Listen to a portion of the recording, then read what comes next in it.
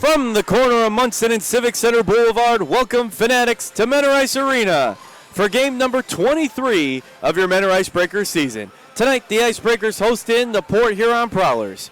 I'm Angelo Vallada, and thank you for listening right here on YouTube.com, your home and away home for all Menor Icebreakers games. And the Prowlers here for the third straight home game in a row, their second appearance. Knocked off the hat tricks in their 11-game win streak, did the Icebreakers on Thursday, Boxing Day. Last night, though, it was Chris Paul and Jared in the net, rock solid, shutting Menor out for the very first time ever for Menor Ice Arena.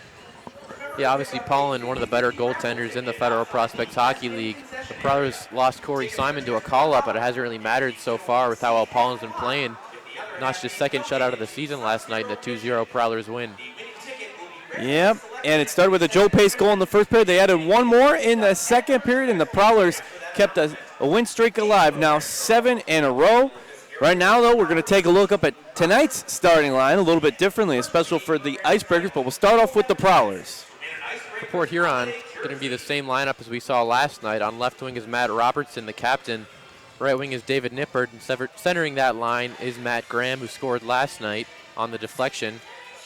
Left defenseman is Brian Parsons, and right defense, Alex Strack. In goal tonight, no surprise, Chris Paulin.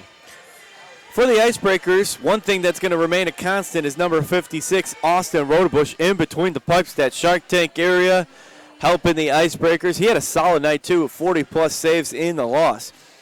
Now, the rest of the starting line a little bit different tonight. Left defenseman number 26, Joe Keenan. He's been on a bit of a tear, has the Doylestown, Pennsylvania native. Right defenseman getting his first start of the year, Dmitry Daniluk, the Belarus native.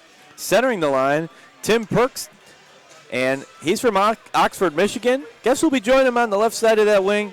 The return of Stephen Fowler, also from Oxford, Michigan. And Stephen Fowler, with only a 2.35 scoring line over 7 games played this season. Last year, though, came on big starting in January at 15-14, 29 scoring line in 31 games played in the 2019 portion of the season. So it'll be good to have Stephen Fowler back. And then at right wing, getting his first start as well, the Brooklyn, Ohio native, number 10, Blank Nada. Now the Icebreakers will be without Mark Esri on a 1-game suspension. We talked about the Icebreakers trying to find a bit of a replacement there after the Parker Moskal trade to the Columbus River Dragons. And we haven't seen Yuri Pastuka yet take to the ice for the Icebreakers yet. And then John Butita gets called up last night, called up the day before, gets an assist in his first game last night for the Quad City Storm in the SPHL. That scoring line was that starting line, was a really strong point for this Icebreakers team. So now you lose Mark Esri, who was your top goal scorer just for tonight, but you get Steve Fowler back. So how much do you think Fowler will factor in to the scoring opportunities tonight for the Icebreakers in his first game? We saw it early in the season when Fowler was in the lineup. He was effective. He had those 5 points in 7 games, played well, and was a big part of the offense.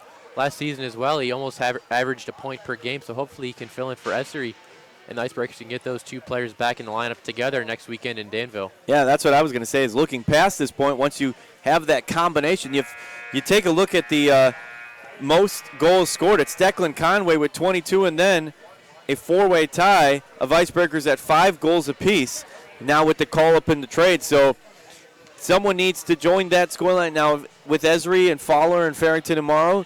Brody as well at 5. You have a lot of options, and hopefully they can get that going and get a good rhythm and roll. It's tough without Butita in the lineup last night, as the shutout showed. Not only it's not down to one player, but he obviously was a very big help with the 18, 20, 38 scoring line. We're going to take a look at the FPHL standings. Your Eastern Division, the Danbury Hat-Trick still in first at 13-5, 1-2, good for 43 points. Good news for Icebreaker Fanatics out there. Men are in sole possession of second place, 12-10. No overtime games and 36 points. Ironically, in the Western Division, Port Huron is also in second place with 36 points at 10-6, 3-0. Back to the Eastern Division, though. It is Watertown, who's been on a bit of a slide, 11-8, 0-1 for 34 points. Elmira right behind them at 9-9, 2-1 for 32. And don't count out the Delaware Thunder at 6-14, no overtime games as either for the guys up in the northeast corner of the United States with 18 points. The Western Division is led by who else? The Carolina Thunderbirds at 18-1, 0-1 and 55 points. They're followed up by the Prowlers, so we already gave you their record. And then it's the Danville Dashers at 11-9, 0-1 for 34 points. The Columbus River Dragons at 6-11, 1-1, good for 21. And everyone's praying for the Battle Creek Rumblebees at 0-23, no points yet on the season. When you look at goals scored and goals given up, Menor comes into tonight with 90 goals scored and 66 given up. The Port Huron Prowlers, 71 scored, but only 57 given up, and that 57 number, as they showed last night in the shutout, is second best in the league, only to the first place of the Western Division, Carolina Thunderbirds. And check out this differential. Carolina at a 103 goals scored, 33 given up. Yeah, outside of Port Huron, they're far and away the best defensive team. Prowlers, I'd argue, would be second best with the duo of Simons and Paulin for most of the season.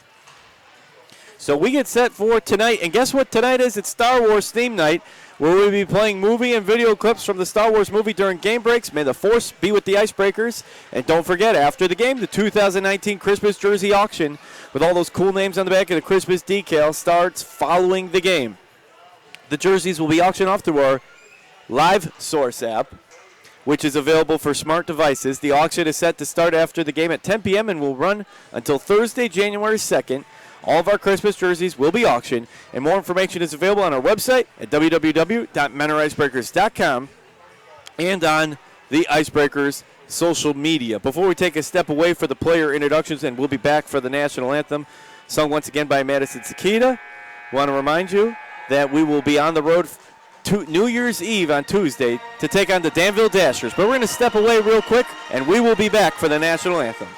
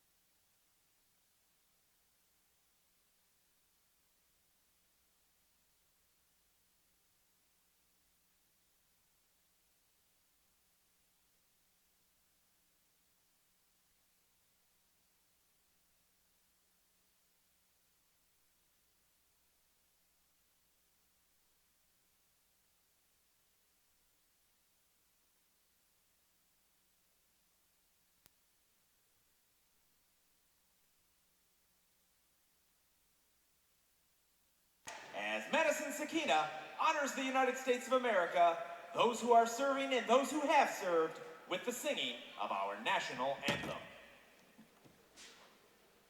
Oh, say, can you see by the dawn's early light what so proudly we hailed at the twilight's last gleaming, whose broad stripes and bright stars through the perilous fight o'er the ramparts we watched were so gallantly streaming, and the rockets red glare, the bombs bursting in air, gave proof through the night that our flag was still there.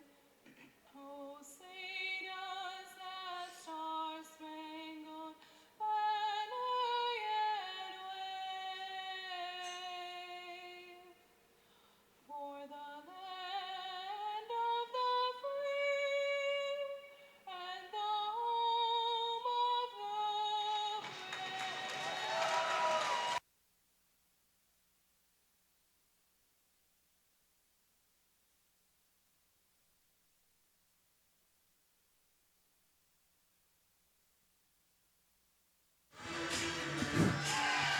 Welcome back to Menor Ice Arena. Great job on the national anthem by Madison Sakita. As I was saying, Tuesday night, New Year's Eve, the Icebreakers will invade David S. Palmer Arena to take on the Dashers and ring in the new year. They'll play Danville again on Friday and then come back on Saturday here to Menor Ice Arena, where they will take on the Dashers one more time. And it is Saturday, January 4th, 440 night in Menor, which is zip code 440.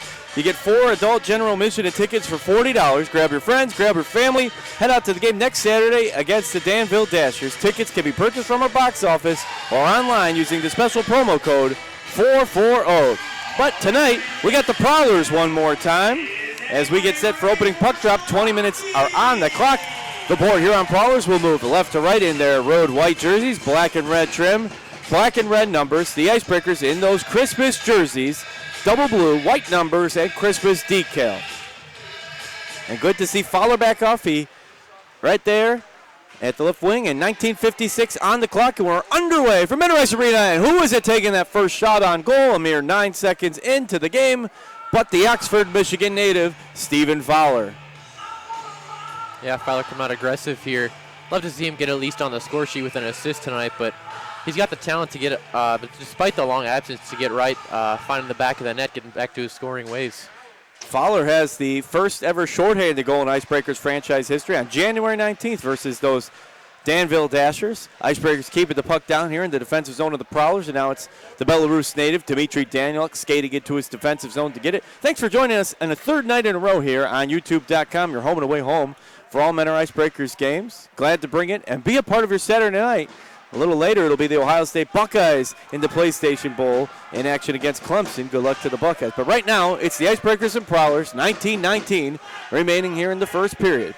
Trying to get possession here, and it's Fowler. Fowler to the slot to Perks, but Perks unable to get a good handle on that one. Yeah, those two, Fowler and Perks, have played together since they were kids. Both grew up in Oxford, Michigan. They were childhood friends. That's kind of how, I believe it was Vaughn Clouston who brought in Tim Perks, and they both brought in Stephen Fowler midway through last season. Vaughn Clouston now with the Columbus River Dragons, made his debut last night for them. That one bounces off the left post by Rodebush. And the Icebreakers trying to clear it out of the defensive zone. Brody Duncan will flip that one forward. Austin Federley there to intercept it. And now the Icebreakers cleared into the neutral zone. They make their way into the defensive zone now of the Prowlers. Good forechecking presence here by Menor. Federley lays supine across the neutral zone, trying to maintain his possession. Able to get it to Zulkanich. Good credit to him there. And now Brody Duncan from behind the net. He will get that feed up, trying to get it to Declan Conway out there on the ice.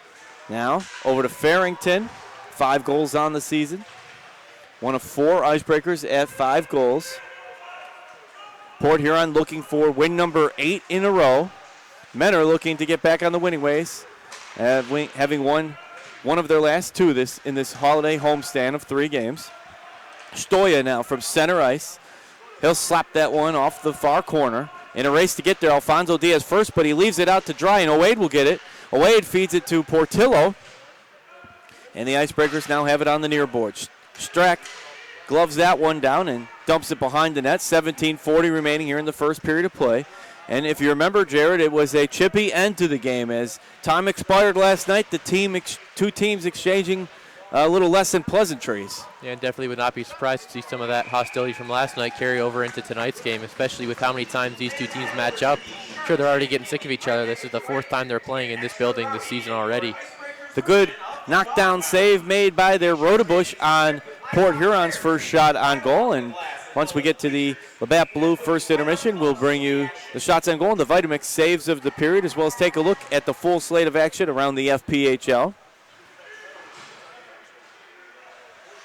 Isaiah Crawford now on the far boards, trying to get it center to Jackson Tucker. Fowler will come away with it. He's trying to get it to Daniel. Daniel now crosses the neutral zone, crosses center ice, and will dump that one behind the net. Pace puts a stick out there and pushes Tucker out of the way. Now here in the near corner, Stuart Dant trying to clear the puck, as is Isaiah Crawford. But it's Nippert who comes away with it between the circles, and he'll get that feed up to Robertson. Robertson to Graham. But the Icebreakers will steal possession of the puck at 16:49 remaining. Parsons, little give and go there, and a whistle will be drawn against Port Huron, I believe, on the offsides call against Nippert. David Nippert was one of those players. Teams were getting feisty on both sides, and Nippert was one on the Prowlers last night, and he was involved in some good offensive plays as well, but like we said, it hasn't been chippy to start yet, although it definitely finished that way. Keep an eye on Nippert and Brody Duncan, the Icebreakers defensemen. Those two were getting into it a few times last night in the 3rd period. Now Graham, his pass is stolen by Perks, but Graham will apply the forecheck. Robertson there helping as well. Icebreakers clear the defensive zone, but Strack takes it from his own blue line. 1-1 the shot on goal thus far. Icebreakers get a soft pass behind the net. That one's not picking up too much ground there. Finally, they find Fowler on the outlet. He gets it up to Perks. Perks crosses the blue line, skates between the circles, and a diving Prowler gets the shot off, and it goes high off the back glass. Now the Prowlers on the counter. Robertson, he's got Nippert in flank as the Prowlers on the change. Icebreakers able to come away with the puck. Duncan keeps it alive down here, but Strack will take it and bounce it right underneath the official skate. Stuart Dant now to Farrington. Farrington unable to keep control, and Pfeiffer takes it. Now behind the net, Rodebush looking for an outlet man. Neither team able to maintain steady possession at this point. Duncan, quick pass outside to Conway. Team leading scorer, NFPHL score finds Alex Morrow, and I thought he was going to get a late birthday present there, but bounces off the pads of another rock-solid save by Chris Paulin, who comes in tonight at 7-5. Yeah, Alex Morrow again doing everything right, but just can't seem to get one past Paulin. He had the same kind of situation last night. Had a few really good looks at the net, but Paulin came up big every time. Yeah, Morrow spent half his birthday in the slot. He did all the right things. He was there at the right spots at all the time, but Paulin just was a beast back there last night, improving his save percentage now to .922 coming into tonight's game. 14:54 remaining. Giuliano crosses the blue line, and that will draw a whistle against the Prowlers. Portillo there came in offsides. It was an issue early on for the Icebreakers last night, but the second one on the Prowlers in the first 5 minutes of this game. Yeah, we had enough offsides calls, which were correct calls against the Icebreakers last night, but to last for the entire series. I want to remind you, season ticket package is still available to under 12 per seat, and a 7-game flex package available. Go to menoricebreakers.com or call 440-290-8502. Right now, the Icebreakers trying to call up a goal as they have been shut out the remainder of the game in their gate. Get a quick shot. Rebounds in! Asking you shall receive! Icebreakers break that one open and say we're not going to be shut out anymore. The rebound shot tucked into the left corner at 14:38 remaining. The only reason Paulin didn't bounce right onto that puck when it was loose, he thought he had it. That's what it takes sometimes scoring a hot goalie. Jackson Tucker gets the big bear hug from his captain, or his alternate captain, that is Thomas Stewart Dan. Jackson Tucker, one of the newer icebreakers to the team this year, picks up the big goal for Menor, and that feels good when you haven't had a goal, in the 60 minutes from yesterday's game, and then that carries over the first 5 minutes today. It's 65 minutes without a goal. And at the other end, Giuliano winds up and makes a shot on goal to Rodebush, who makes the breadbasket save, and Dimitri Danieluk picks up a point, as does Joe Keenan on the double assist for Jackson Tucker. That's his third goal of the year. For Dimitri Danieluk, that will be his fifth assist, and Joe Keenan picks up assist number 6 for his season this far. Definitely a big goal for the Icebreakers after not scoring at all last night to just get that monkey off the back. Yeah, 65 minutes roughly without a goal, and they score here in the first 6 minutes of the game. Icebreakers 1, Prowlers 0. Behind the net now, Paulin will try to shake that one off. Only 2 shots on goal for both teams thus far. Matt Graham feeds it up to Matt Robertson. Robertson will wind up a long shot, bounces off the right skate of Rodebush. Rodebush 10-8 now on the season, .915 save percentage. He's got a lot of action down here. He's on his toes. Graham's hanging out there near the net. They're trying to get it to him. Glove down behind the net by Nippert. Nippert takes a shove behind by Brody Duncan, I believe that it. No, that is trying to get those numbers get crinkled up a little bit more on the Christmas jerseys, I feel like. Like Duncan might have taken a low hit there from Nippert as he was trying to avoid it. It didn't look like it was intentional, but like we were saying before, those two got into it last night. Nippert was looking for the big hit on Duncan there. And it was Blake Nada. That 0 and 9. I couldn't tell if it was the 0 or 9. Blake Nada is going to take a trip to the penalty box right now for the Icebreakers. Him and Nippert getting into it a little bit. 2 minutes now, and the Prowlers have the Icebreakers on the penalty kill. Top-ranked power play unit for the Prowlers scored last night. I believe they were 1 for 6 on the game. Yeah, the Icebreakers have done pretty good on the penalty kill in this holiday homestand right now, only giving up 1 goal on 13 attempts. It's pretty good odds. Stoya now from the left side of the blue line. He's surveying his options, but Alex Morrow is hawking in on him.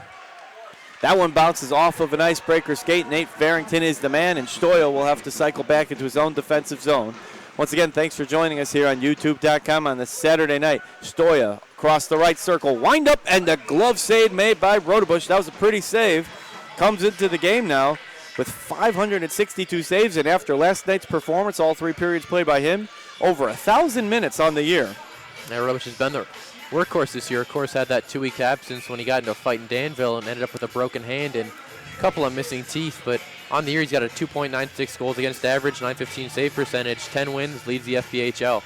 And you wonder if any of that will carry over 3 games with Danville, and they're going to spend a decent amount of time in Illinois as they'll play on Tuesday and then Friday again, then they'll come back Saturday. So with that transportation in a 3-game series with the same team, you wonder if there will be any lost love between those 2 squads.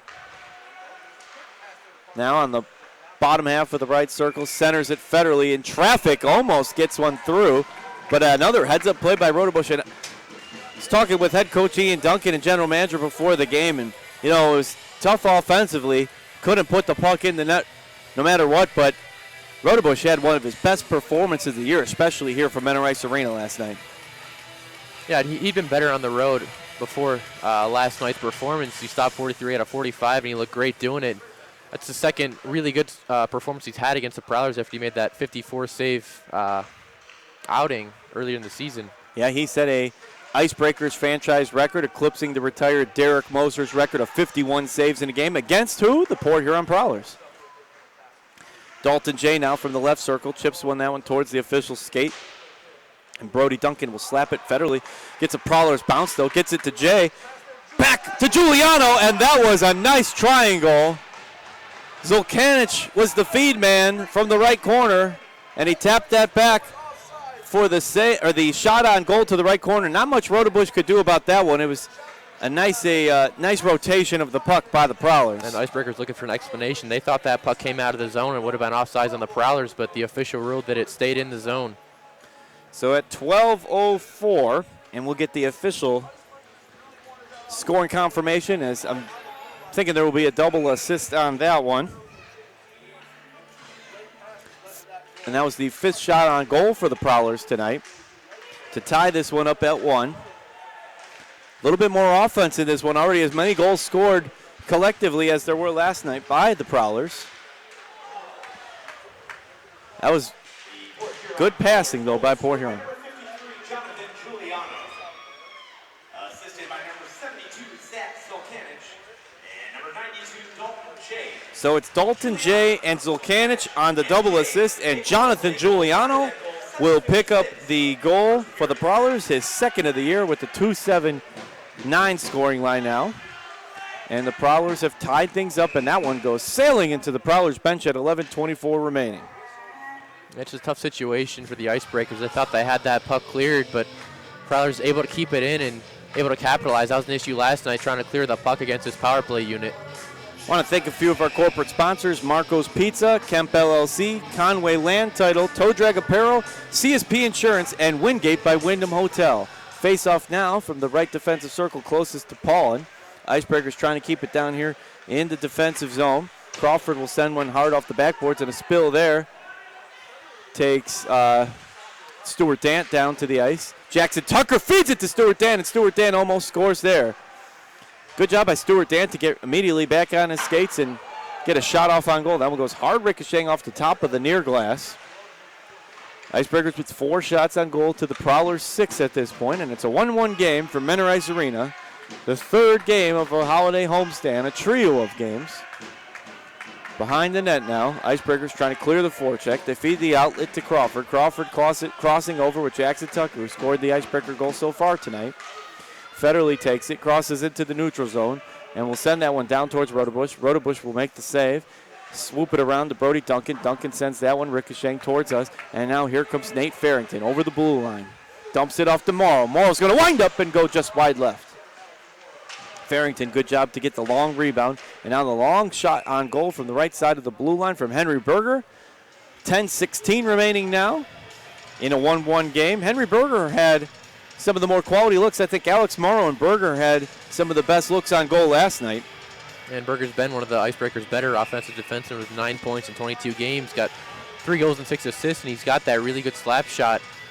That top defensive pairing of Brody Duncan and Henry Berger have been really big offensive contributors for the Icebreakers so far this season. Didn't get the start tonight, but Henry Berger's found his way into the starting back line for the Icebreakers more often than not recently. And him along with Jackson Tucker, Isaiah Crawford, the influx of new players that were here since the beginning of the season. Tucker contributed already with the goal tonight, his 3rd of the year. The Matthews, North Carolina native. Spent some time with the Prowlers, actually. Now, getting off a shot while falling is Morrow, and you always have to give credit. Alex Morrow never has a lack of effort for the Icebreakers. 9:48 remaining. Shot on goal. That one goes hard off of the pads of Rodebush. Bounces right back out. Prowlers have it to the right circle. Turn and shoot off the edge of his stick by Jay, and it bounces back off of Rodebush. Dalton Jay put himself in great position to make it a 2-1 game. Now coming the other way. Declan Conway finds Morrow from the left circle. That one off Conway's stick. He was looking for the deflection goal but can't get it. Now Conway boarded up on the back glass. 9:23 remaining. Both teams on the change as the Prowlers will dump that one. Rodebush makes the high save and taps it back out. 5-8 shot on goal advantage Prowlers at a spill there between Stephen Fowler and Alexander Gregorich. Gregorich, the Berkeley, Michigan native. Port Huron trying to get to the slot there, but heavily covered is Portillo. Now the Icebreakers able to get it into the neutral zone. Looking to get it to Tim Perks, but that pass taken away by Gregorich. Gregorich winds up hard slap, and it's knocked away by the right glove of Rodebush. Behind the net now, Icebreakers back at it, trying to clear the defensive zone once more. Taking his time is Joe Keenan. Keenan's been on a bit of a tear, winds that one and goes hard off the back glass. 8:31 remaining now in the first period of play in a 1-1 game. Stoya look to feed to Portillo. Portillo off the edge of his stick to Matt Graham. Matt Graham crosses the blue line.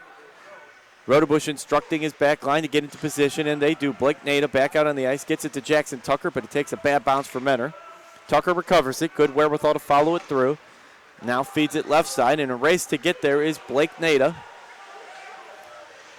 Nada picked up a point in the Danbury win. Now turn and shoot there. Looking for the quick deflection was Stuart Dant. the Icebreakers veteran. Jackson Tucker now recovers the puck in the Icebreakers defensive zone. Gets it up to Stepan Jurovic. Jurovic, right side now, wind up. And a whistle there. And that was the shot from Richie Pinkowski, who made his return to the ice last night. I want to thank the rest of our corporate sponsors: Market Street Family Restaurant, Global Real Estate Advisors, Spuddy's Tavern, Vitamix, Homelight and Online Real Estate Company, Lake Erie Marine Sales, Mosaic Properties LLC, Stadium Grill, Preston Products LLC, Bethlehem Hills Christmas Light Park, great place to still visit, Cana Winery, Habco Tool and Development, McGarry & Sons, Nova Southeastern University, Auburn Career Center, Menor Ice Arena Fitness First, Ganley Village Automotive, JD Cleaners, the official dry cleaners of the Menor Icebreakers, and Burger IM. Again, tonight is Star Wars night with movie clips and songs playing throughout the night. One of our great promotions here. And always a fun time at Menor Ice Arena. You can get here as little as $13 or check out the Founders Room for the ultimate experience, where you get restaurant quality food and a chance to meet head coach and general manager Ian Duncan and Icebreakers before every home game. Tickets start at $30. Visit MenorIcebreakers.com or call 440-290-8502. I want to thank our off-ice officials, Scott Tennant, Greg Butala, Greg Kopp, Russ Arella, Joe Knight, Bobby Van Sickle, Taylor Ruyer on game day operations, and Frank Schmidt, operations intern. Casey Healy is on the video stream, Larry Rummel, Al Moon, and Lawrence Rummel on the sound crew, and Jared Tennant alongside me on color commentary and communications manager. 7:44 left here in the first period of play in a 1-1 game. Prowlers nursing a 10-6 shot on goal advantage and tied it up on the Jonathan Giuliano goal a few minutes ago. Pinkowski fights his way into the defensive zone, trying to get past Joe Pace and Matt Robertson, and now the Prowlers take it left side. Good move there. Agile stick handling by Federley to get it to Robertson, and actually speeding up there was Matt Graham to get there even before him, but good job by the back line of the Icebreakers. Now Pinkowski dumps it behind the net, swings around. Duncan's trying to get it at the blue line. Doesn't quite get to him. Federley takes a board up there from Morrow, and the Prowlers will find their outlet man, Robertson, on the left wing. Nippard was looking for a quick shot, but it didn't get all of it there. Prowlers keep it alive. They find Nippard. Nippard's trying to get a quick shot off and surprise the back line, but a good defensive stance there by Dimitri Daniel. And they're stuck in that far corner right now, able to finally clear the puck away. Fed up to Pinkowski. Pinkowski finds Farrington, crosses the blue line. Good time for the Prowlers to be on the change, but that will draw a whistle at 6:27 remaining now. I believe that's going to be a penalty on the Prowlers. I was looking for the signal of the official, but it's going to be Jarrett Pfeiffer heading to the box for 2 minutes. Was that Pfeiffer that was coming from the bench? I didn't see for sure. Could be a too many men penalty. It seemed like it was immediately after the Prowler came off of the bench. I didn't catch the number and was involved in the play. There was an immediate whistle after that. So we'll have a face-off now from the left defensive circle. Tim Perks will take the draw for Menor. And Zachary Zulkanich, the Alaskan native for the Prowlers. Don't forget, get the Live Source app. And that auction will begin at 10 p.m. and run through January 2nd. So that was the call. The too many men on the ice. It was Pfeiffer coming off of the bench before the change happened. And that will put the Icebreakers on the Lake Health power play. A big thank you to Lake Health for providing medical staff for tonight's game and training facilities at the Live Healthy Fitness Center, catty-cornered here to Menor Ice Arena. Help you reach your New Year's goals of fitness or any time throughout the year at the Live Healthy Fitness Center, right here in beautiful Menor, Ohio. Fowler takes a shot, goes for the deflection. Nada, the rebound by Tim Perks, and a good effort there in goal by Chris Paul. Quick the other way, Zulkanich finds Dalton J. speeding down left circle, windup, bounces off of Rodebush's right glove. That's what the Prowlers penalty kill unit can do. They really they get those big rebounds from Paul, and they can take them out and get a fast break like it's nothing. And the Icebreakers have struggled a bit on the power play as of recently. Got one goal on the power play on Thursday night, but for their struggles on the power play, they've done great on the penalty kill. Now Stoya will be content to flip that one down the length of the ice, and Diaz is there, as is Rodebush. Rodebush will leave it out right side for Diaz. Diaz will take his time behind the net. 42 seconds left in the Lake Haltow power play. 5:06 remaining in the period. Tim Perks crosses blue line, circle. He's got Morrow slot. Doesn't get it to him. Feeds it back to Conway. Right circle winds up off the back glass and into the safety net. 4:56 remaining and now 29 seconds left in the power play. And the Prowlers have done a good job. And that counter opportunity by the Prowlers also buys them some crucial time off the clock. Yeah, we're seeing a lot of this Tim Perks, Stephen Fowler, Blake Nato line for the Icebreakers, and they're playing well so far. Obviously, Perks and Fowler have that chemistry, but they just have not been able to be on the ice together much during their 10 years Icebreakers. Last night was Kids Club night, and it's not too late to join the Junior Icebreakers. Kids ages 5 to 16 are eligible to join the brand new Breakers Kids Club.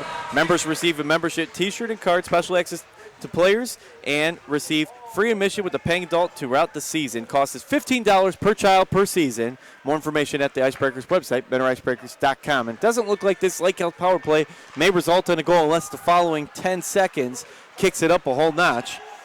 They have a chance. They cross the blue line. Does Danieluk. 5 seconds left of the power play. Morrow shoots it. Rebound deflection. They almost got it in. Danieluk was looking for a two-point night. Time will expire now on the Lake Health power play, and the Prowlers are back to full strength now on the quick counter. Robertson, it's 2-on-1 advantage. He's going to wind up taking himself, and a good job by Rodebush to close things out short side. I thought he was going to get it to Federley there, who skated in free left side. Looked like that time that puck went off the back skate of Rodebush and just stayed out of the net. Now wind up at the other end and a whistle on the ice at 4:05 remaining here in the first period of play. The Icebreakers officially launched their Booster Club, official Booster Club. Visit the merchandise table next time you're here or go to MentorIcebreakers.com for more information. And Spuddy's Tavern is the preferred restaurant of the Mentor Icebreakers. Spuddy's Tavern, located in Mentor on the Lake, will give fans 10% off their bill after Icebreakers home games when you bring in a ticket stub. Another reason to get here and check out a game at Mentor Ice Arena. 1-1 score, 4:05 remaining in the period.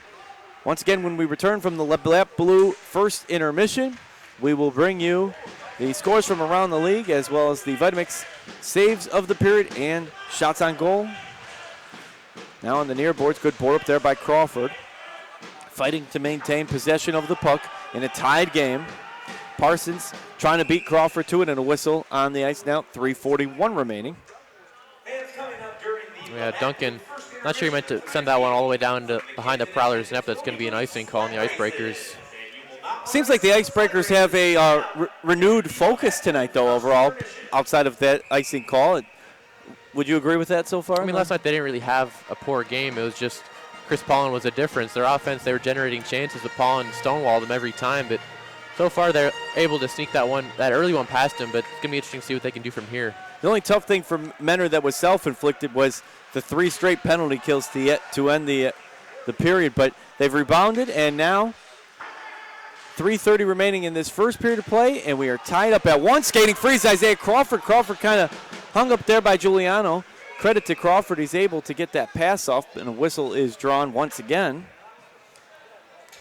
Is it? No, it's the trusty net, Jared. Always comes off a little bit too easily. Do they make super glue industrial strength for nets? We need to invest in some if they do. Get stock in that. You could be a millionaire, Jared. We'll have a face-off left defensive circle. It'll be Tim Perks, who's done a real nice job on the draw tonight. Starting center for the Icebreakers starting line, brought to you by Ganley Village Automotive. Icebreakers now in the neutral zone, and it's Fowler who sends it down. Fowler had that shot 9 seconds into the game. Love to see him, as Jared said earlier, pick up at least an assist or a point tonight and get back to his offensive ways. Once again, 2-3-5 scoring line in 7 games played this year, but huge contributor starting in January. He was only with the team from January through early April of last year and had a 15-14-29 scoring line. He played professionally in Sweden before going back to North America midway through the season to join the Icebreakers. Now neutral zone. Icebreakers flip it forward. Strack will have to chase that one behind the net. Prowlers will recover it. Icebreakers applying the forecheck. And now it's Parsons on the move. Parsons feeds it up to Zolkanic. Zolkanic back to Portillo. Portillo crosses, drops it back to Zolkanic, and Zolkanic will send one wide right off the backboards. 13-10, the shot on goal advantage in favor of the visiting Prowlers tonight. They led that throughout the night, usually by about 2 shots on goal throughout the night, and that was the difference, 2-0. Icebreakers cross the blue line. That pass goes behind his man. Perks will come over to get it. He gets pushed out of the way there by Pfeiffer. And now a whistle again on the ice. Prowlers are saying it's against Menor. We'll wait for official confirmation at 2:04. Yeah, it's just offsides. The puck came in. Steven Fowler was trying to get out of the zone. Just couldn't really get out of the way as it got launched right into him. But you saw Fowler earlier in this period. Took a big hit from Nippert behind the Icebreakers net. It's good to see him pop right back up after lengthy absence with that injury.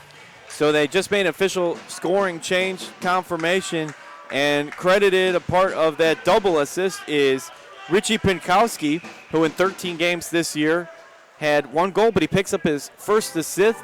He returned last night for the first time in multiple weekends, so good to see Pinky back out there, and he gets an assist on that score by Jackson Tucker. Matthew Cheetah being called up, and obviously Essery out tonight with the suspension. The Icebreakers forward depth is being tested a little bit even more here tonight. And Mark Essery with a 5-11-16 scoring line, good for third most currently as far as points, trailing Brody Duncan with 17, and Declan Conway, the runaway leader, because he leads the FPHL as well with 41. Now Declan Conway coming into tonight's game has 62 career points for the Icebreakers, moving him into second place all-time for the Icebreakers behind Mark Essery with 67, and he is 1 away from tying Essery's team leading last year number of 23 goals on the season. Conway already with 22 for the Painesville, Ohio native. 1:23 remaining here in the first period play. Icebreakers will dump it down into the zone. Thanks again for making us a part of your Saturday night, the FPHL. Full action tonight. Icebreakers flip that one forward. That's Brody Duncan. Stoya will glove it down. Stoya maintains possession, but a whistle drawn here in the far corner. I think Brody Duncan's getting into it. Now we can't quite see. It's in that very far corner. Looks like Matt Stoya and Brody Duncan.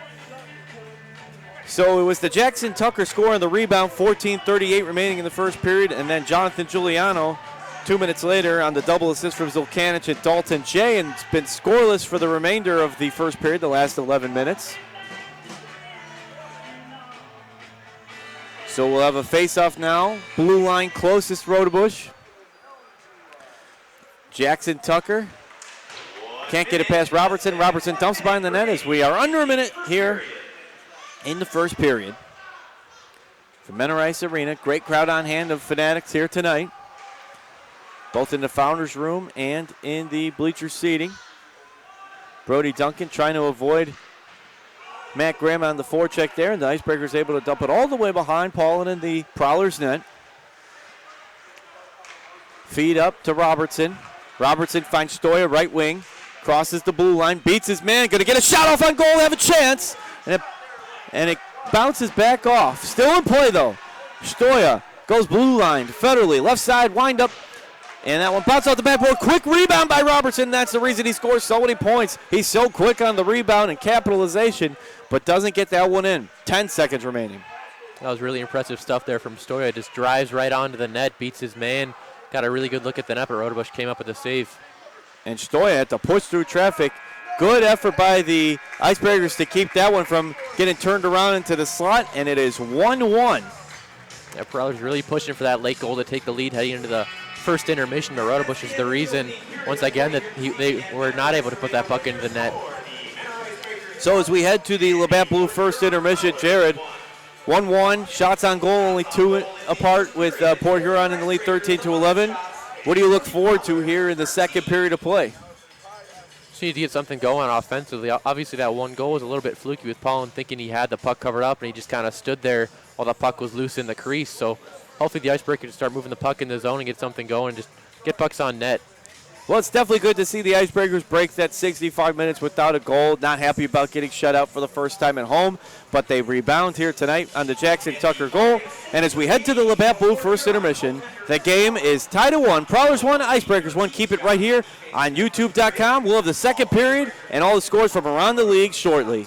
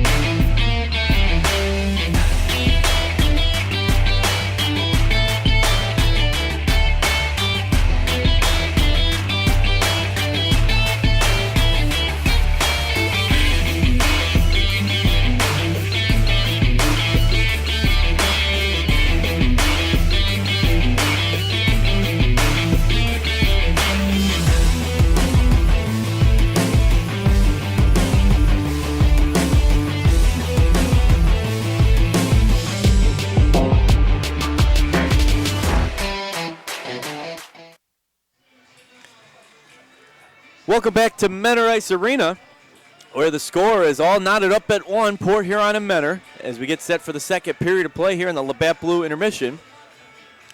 And Jared's got to look around the league here, the FPHL scoreboard. Right now we've got 3 games in action, including this one.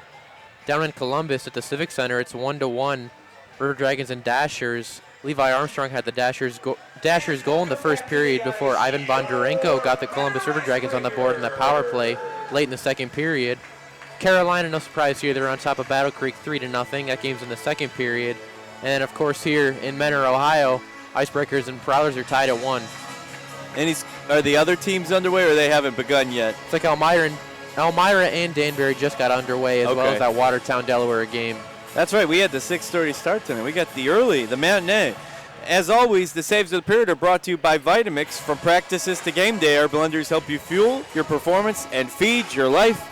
For the Menor Icebreakers and Austin Rodebush, he has 12 saves on the night, and Chris Paulin with 10. And Vitamix bringing in saves of the period as we get set now for second period hockey. Want to remind you, Wingate by Wyndham Lamalfa is the preferred hotel for Menor Icebreakers. Visitors coming from in and out of town take advantage of special room rates when mentioning the Menor Icebreakers corporate rate while making reservations. And we hope everyone is enjoying their holiday break. We would like to thank our fanatics for their tremendous support with the donations to 2 charitable causes over the holidays, Meals on Wheels Blizzard Bags, and Marine Toys for Tots. Through your generosity, the Lake County Council on Aging is able to make up blizzard bags for their Meals on Wheels clients to have on hand in case of weather emergency prevents the normal Meals on Wheels distribution or the holidays a little brighter for local children with the Marine Toys for Tots, all the children who receive gifts of games and toys. We truly have the best fans. Couple of promotions to keep an eye on. We told you about 440 night next Saturday when the Dashers come back to town. 4 tickets for $40. But the following weekend series, January 17th, 18th, and 20th, it's Educators Night on January 17th.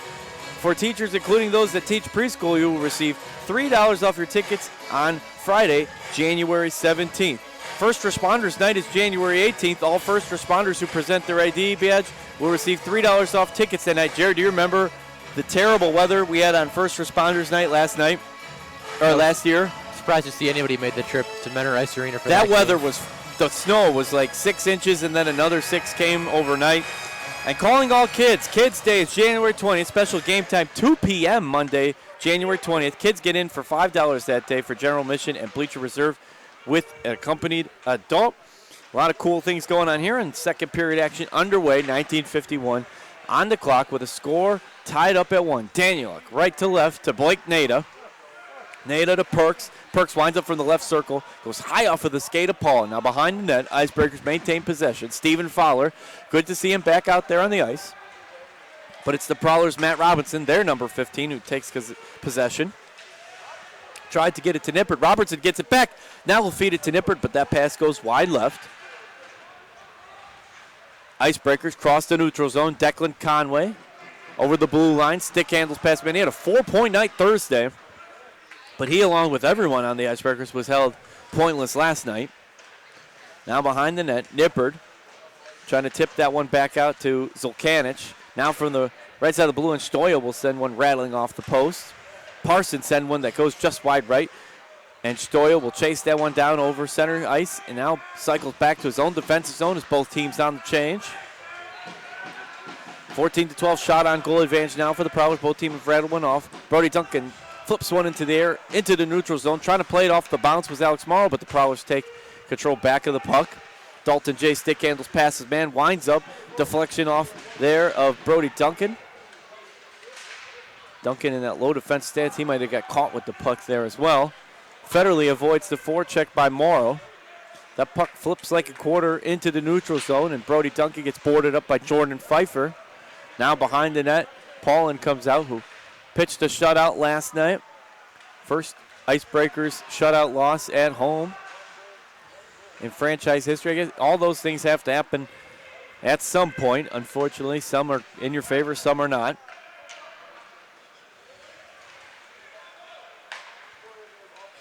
Now the Icebreakers flip that one forward into the neutral zone. Falling down to the ice is Morrow and loses his stick as Zulkanich collides with him. Now Dalton J loses it as he goes into the blue line. Icebreakers feed it right side. Nate Farrington. Farrington up to Pinkowski. Pinkowski bounce off the skate of Federley. Back at him. Now that one crosses back into the Icebreakers defensive zone where Daniel will take it. To Stuart Dant now. Crosses the neutral zone before the Prowlers take possession. Again, the two teams just kind of volleying control here as Brian Parsons dumps it behind the net. Giuliano cycles around. Wind up. Shot and score! The feed to Hatham Owaid from the slot, and he puts it in the left corner before the Icebreakers could even react to that one. And the Prowlers now make it 2 unanswered goals and take a 2-1 lead here at 17-17 remaining in the second period of play. That's the first goal of the season for Owaid, who had 3 assists in 15 games coming into this one. So that was a good feed from behind the net to Owaid, and a lot of unique scores for the Prowlers over these couple of games. Joe Pace Jr. picked up only his 3rd goal last night. Hatham Owaid picks up his first goal and 4th point, a 1-3-4 scoring line now for the Prowlers. And Giuliano picks up his 2nd assist. He had the one from behind the net, and Portillo also in on the assist. So Jonathan Giuliano with a 2-point evening so far for the Prowlers. Portillo, he's now had a point in every game against the Icebreakers. Outside of last night, he's got 3 goals and an assist for 4 games against Menor. Big board up there, takes an Icebreaker down. That is Jurovic right in front of the penalty box. 16:34 remaining, and Menor needs to get back on to the other side of the ice as the Prowlers have pretty much, again, had a long stretch here with the momentum and the puck control. Wind-up deflection there off of Fowler's stick. A good look for him, and the Icebreakers on the change. Duncan will leave that one for fellow defenseman Henry Berger. Now, right circle, Morrow's going to have a chance. The extension of the stick by Joe Pace, though, changes the trajectory of the puck there. Good defensive effort there by Joe Pace. He listened to his coach. He did that time. I think he did. I even got you with that one, Jeff. In his own ear. 15:52 remaining, and the glove save made left hand by Chris Paulin. Chris Paulin comes into tonight with a 7-5 record. Once again, it's Star Wars night here at Menor Icebreakers, Menor Ice Arena, and Star Wars movie clips and music playing throughout the night. May the force be with the Icebreakers. Right now, they're going to need some kind of change of the force because the Prowlers have had 2 unanswered goals carrying over from mid-second period. And the key with that first Prowlers goal is they scored just minutes after the Icebreakers score. So we didn't get a chance to really soak that momentum in. And right now, that 1-goal deficit feels like a ton when you got Paulin staring at you from the other net. Prowlers looking to make it an 8-game win streak, and Paulin looking to pick up his 8th win. Corey Simons, of course, called up to the SPHL, to the Pensacola Ice Flyers. Wind-up shot there from Farrington. Trying to tip it around there was Declan Conway on the far side, but a whistle on the ice. It's going to be a hooking penalty. Looks like it's going to be on Port Huron, I believe. Wait for official confirmation to get that to you, as Icebreakers actually have the 17-16 shot on goal advantage at this point, but the 2-1 lead the other way in favor of Port Huron, and it is Matt Robertson going to the box for the Prowlers. That'll put the Icebreakers on the Lake Health power play. I want to thank Chris Lewis, Rashawn Bailey, Cassie Mann, and Malia Harwood, as well as Lake Health for providing medical staff for tonight's game and throughout the season. 2 minutes on the clock in favor of the Icebreakers on the power play, and it'd be really nice to see them capitalize on this Lake Health power play. They had some good looks on their last power play in the first period. Hopefully they can keep it going into this one, maybe get one past Paulin. Hooking is the call against Robertson. Rodebush will feed that one out to Berger, and he'll dump that one back to Duncan behind the net. Duncan taking his time, minute 40 remaining here in the second period of play. Off the deflection of Blake Nada's stick. That'll get Paulin out of the net.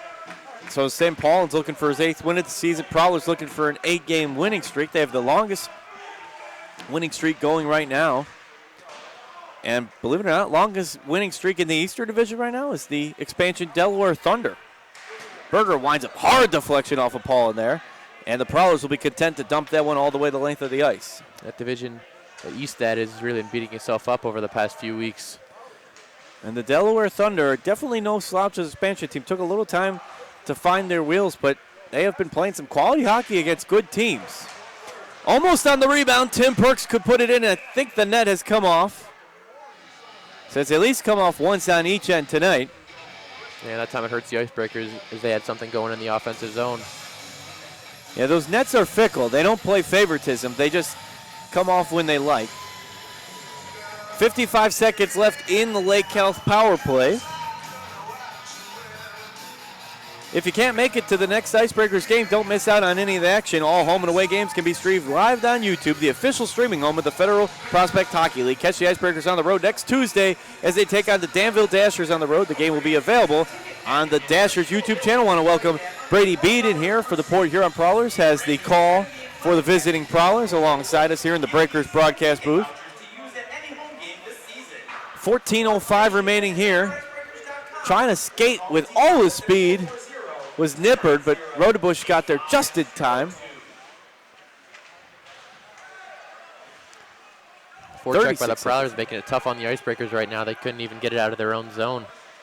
36 seconds now, 30 seconds left in the Lake Health power play. Icebreakers finally have it down here in Prowlers territory. Daniel and Conway trying to free it in. Once again, Matt Robertson will dump it the length of the ice.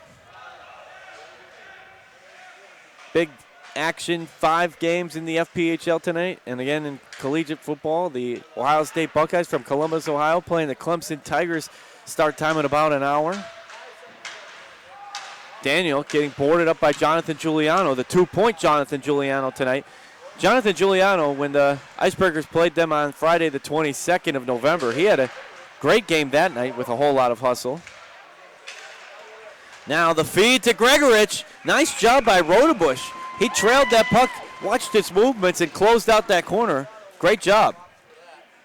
And before that, Alex Morrow took an open ice hit there. I think Ian Duncan's looking for the interference calls. The puck was nowhere in sight. Menor has the 20-17 shot on goal advantage at this point, with 13:03 remaining here in the second period of play. Next time you're here, check out the mobile team shop next to the bleachers, your only official source of Icebreakers merchandise. Gear up for the season at our mobile team shop. Behind the net now, forecheck Port Huron. Trying to capitalize. That one deflects back out at him. Berger will clear it. Nope, can't clear it. Intercept a pass there, and the Prowlers take control of the puck in the neutral zone. Brody Duncan with the quick feed going the other way. He's got Crawford, but Joe Pace will get there first. Just about a second too late on that one. Brody Duncan now swings it around. Left side. Now switches directions, but a good read by Joe Pace Jr. They were looking for Stuart Dan on the breakaway, but no luck as Joe Pace read that perfectly. Duncan will flip it forward through the neutral zone and across the blue line. Icebreakers on the change, won't be able to capitalize at that moment. Fresh legs out there now. And here come the Prowlers. Dalton J using his speed. He'll take it himself. Looked to Zulkanich, but took the shot. Now the Icebreakers cross the neutral zone. Tim Perks trying to beat Joe Pace. He does. Right circle, but cut off at the last minute, and a whistle on the ice at 12:03 now. Get another penalty against Port Huron. So a slashing call against the Prowlers. Didn't see which player. I think it's going to be Joe Pace. Joe Pace had a busy night last night. 3 trips to the box and a goal scored. Oh, no. Not sure if that was intentional or not by Pace, but he takes a tumble going into the box. But he's just messing around. A bit of theatrics in the box. Joe Pace had everybody fooled as he did a backwards somersault into the box, and we weren't sure if it was just a slip, and then he does a forward somersault. I think he's calling back to last night when he was going into the box and he got tripped up a little bit and just making fun of himself there a little bit. Well, he's having some fun. He's coach, he's stunt man, he's player. He scored. A busy man is Joe Pace Jr. Icebreakers back on the Lake Health power play for the next minute 30. He sold that well. He did. I thought it was real at first. I really did. I have to admit, the first one, I was fooled. Won't get fooled again, though. I think that's a Who song. But now the Icebreakers trying not to get fooled either, because Port Huron looking to make a shorthanded goal here with the stick of Matt Graham. Icebreakers are able to clear it into the neutral zone. Brody Duncan crosses the blue line. Takes that one hard off the back glass. Minute 2 remaining in the Lake Cal power play. 11:02 remaining in the second period, and the glove save made by Paulin. The Icebreakers power play just has not been able to get it done over the last, really this entire homestand. They have not had any success. They're having their struggles moving the puck and getting good shots, and you're seeing it again right now. And, you know, that scoring line has definitely changed, that starting line for the Icebreakers. And when you look at most goals scored, it's Declan Conway at 22, and then Brody Duncan, Alex Morrow, Nate Farrington, and Mark Esri all with 5, as Rodebush will easily make that save that goes the length of the ice. And you have 4 guys all between 10 and 19 in assists, but that goal differential is a pretty big gap, and most points is Conway, then followed by Duncan and Esri at 17 and 16. Conway with 41. So good to get Stephen Fowler back. It'll be nice. Mark Esri only out with a 1-game suspension and still awaiting that debut of Yuri Pashtuka, former Carolina Thunderbird and Columbus River Dragon. And congrats to John Butita. Boots got an assist last night in his first SPHL game for the Quad City Storm. Had the primary assist on Quad City's only goal in a 3-1 loss to Evansville. Didn't get to see the replay of the goal, but it sounded like it was a pretty nice play by Boots. Yeah, good for it. Good guy from Cleveland, Ohio. Played hockey here at Kent State University as a Golden Flash, and now a member of the Quad City Storm. The 3rd Icebreaker to get called up. And a little fun fact, all 3 Icebreakers who have ever been called up, Swenson, wind up there from Jay, but goes wide left. Swenson, Drake Hunter, and John Butita, all called up in the month of December for the Icebreakers. Now trying to clear it out of the defensive zone, and Parsons takes that one wide left. The power play has expired. The Lake Cal power play, this opportunity has gone by the wayside. Prowlers have done a pretty good job on the penalty kill. Dalton J, the give and go to Zulkanich. Zulkanich now feeds it up to Jarrett Pfeiffer, the Ypsilanti, Michigan native. Eastern Michigan Eagle country. And the Prowlers are doing a good job at intercepting the passes at the neutral zone and keeping it on this end of the ice. And as soon as they get the puck, you can see their defense when they're looking up to those forwards, see if they can generate a fast break, and it works for them about, seems like almost every time against the Icebreakers defense. Bounced off the stick of Hatham Moade there. It seems like every time they get near that blue line, it's coming right back. It's like a ricochet effect here, boomerang. Stuart Dant might have a chance to clear it up, and he does to Jackson Tucker, the lone Icebreaker goal tonight. Wind up and almost slid through the pads. It wasn't too hard of a shot, but a good effort by Tucker to get off the top half of the right circle there. And the 22nd shot on goal for Menor, 1 put in the net. Port Huron's put 2 of their 20 in. And when you look at now, it has been 88 minutes, and the Icebreakers have 1 goal against the Port Huron Prowlers. That's really seeing a lot of a very different Port Huron team compared to last season. The Icebreakers, when they played the Prowlers, for the most part, they had no problems offensively. 60-plus goals, and I think it was 11 games in the season series last year. Port Huron strikes me. I know Carolina is the league leader in the definitely tops of the Western Division, but Port Huron strikes me as a team you wouldn't want to really match up against in the postseason. I mean, they've had success there, winning the Commissioner's Cup in their debut year, their inaugural season in 2016. And they were runners-up in 2018. So this being their 4th season, they've been in the championship 2 out of the 3 times coming into this year. Don't they strike you as a tough playoff matchup? And it seems like at this point, almost for sure, they're going to be taking on Danville. It's just a question of which team's going to get home ice advantage, because Carolina is going to win that division.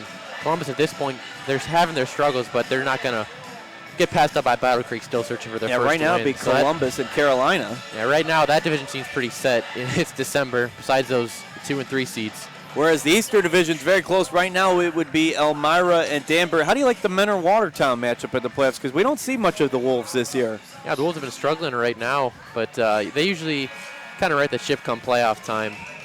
2 or 3 Commissioner's Cups. I believe it's at least 2 in Watertown. Yes, Watertown, a 2-time winner, I believe, in 2015 2015 for sure. Not. Check the notes. Got to check notes on that one. Yeah, I got the notes here. You got to always come prepared, even though you're not doing a Watertown broadcast, just in case. Watertown definitely has won it twice. We want to give them their credit. 2015 and 2018. So 8:16 remaining here in the second period of play. Yeah, the 2017-18 season. So they won it twice in 3 years. Did the Watertown Wolves.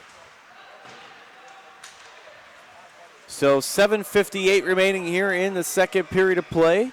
So we head towards the Labatt Blue second intermission. Hung out in the slot there, but cleared out by Stoya now.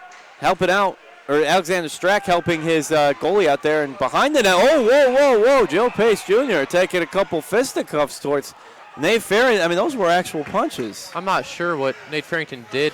Must have been something yesterday, but that's not the first Prowler to go after Farrington, try to get him to drop the gloves. We saw Zolkanich earlier by the Prowlers in the first period going after Farrington, trying to get him to drop the gloves. But that time, Pace threw a few punches at Farrington. Did that catch you off guard? I mean, he was just throwing punches. Joe Pace has been an active member of the Prowlers roster this weekend. That's his 5th trip to the penalty box, 2nd tonight. 1 goal scored.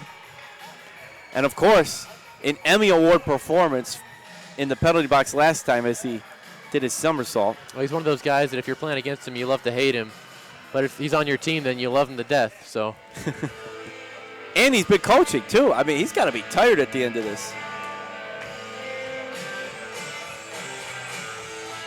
So 7:43 remaining as they sort this one out. 24-20 the shot on goal advantage. Thanks again for listening on this Saturday night. 4-4-0 night coming up next Saturday when the Dashers come to town. Grab your friends, grab your family. 4 general admission tickets for $40. Head out to the game against the Danville Dashers. Tickets can be purchased at our box office or online using the special promo code 440. Tonight's Star Wars theme night. Fanatics having a good time here. Good crowd on hand. It's going to be a double minor against Pace. So 4 minutes. That'll put the Icebreakers on the Lake Health power play. Double time. Check out the Live Healthy Fitness Center here in Mentor, Ohio, and reach your fitness goals, maybe even surpass them. Double minor for high sticky. Pace 4 minutes for high sticky. So high sticking is the call. 12 minutes and 17 seconds of this The second 4 period. minutes against Joe Pace Jr. Now wind up in Port Huron looking for a short-handed goal. Goes just wide left. It's the Lake Health power play. Icebreakers cross the blue line now. Henry Berger, nice feed up to Alex Morrow, goes just a little in front of him. Morrow will cycle it back to Conway. Conway from the left side of the blue line feeds it left circle to Morrow. Now behind the net to Nada. Morrow recovers the puck, but the Prowler is able to chip it down the length of the ice. Now, Joe Pace this weekend has given the Icebreakers power play unit every chance to capitalize, but they just haven't been able to get it done. Stoya tangled up there with Stephen Fowler, who makes his return to the ice after a lengthy spell away. That one goes off of Conway's skate, and Brody Duncan will recover the puck in the defensive zone of the Icebreakers. Henry Berger now crosses center. Blue line goes left side, cuts back. Bouncing right off of the skate multiple times there of Zolkanich, and then trips Zolkanich up. And that will draw the rightful whistle, as intentionally or not, Zolkanich did get tripped up and sent to the ice there. That's a frustrating penalty. I think that was Thomas Stewart-Dant that got his stick in there. So 6:29 remaining now. Henry Berger, that was for the Icebreakers. And 2:46 in the penalty against Joe Pace Jr., but Henry Berger will join him in the box on the opposite side. And we will have a face-off down here in the defensive zone closest to Rodebush. We'll do it from the right circle. It'll be the Alaska native Zolkanich going up against Tim Perks. Got the starting line from Oxford, Michigan.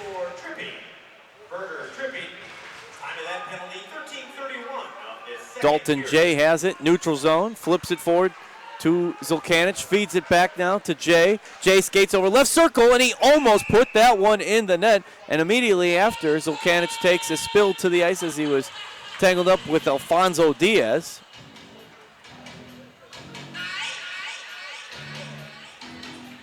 So minute 41 in the penalty against Henry Berger and 2:27 remaining against Joe Pace. 6:10 left on the clock. Icebreakers trail 2-1 to the Port Huron Prowlers, leading the shot on goal category 25-20 in this draw from the left circle.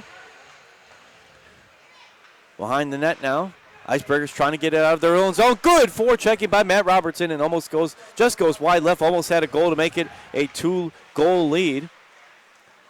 Now Diaz crosses the blue line. Puck got a little ahead of him, and the Prowlers take control. The quick feed here from Robertson. Back to Robertson from the circle, and that goes hard off the back glass in front of the Fanatics there. And one thing the Icebreakers have done well against the Prowlers in their 4 games against Port Huron is limiting the effectiveness of their top 2 scorers, Matt Robertson and Matt Graham. But it doesn't really matter because guys like Austin Federley, Zolkanich, and Portillo are always stepping up in these games against Menor. A lot of weapons, and we've been looking for Stephen Fowler to get back out there and contribute. He skated through 2 Prowlers, crossed the right circle, and got the shot off, but a good save made there by Chris Paulin.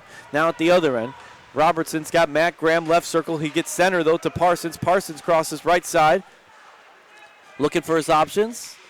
Good defense there by Diaz. Stoyle winds up in traffic, and a nice left glove save made there by Rodebush. Lefty 6'3", 220 from Toledo, Ohio.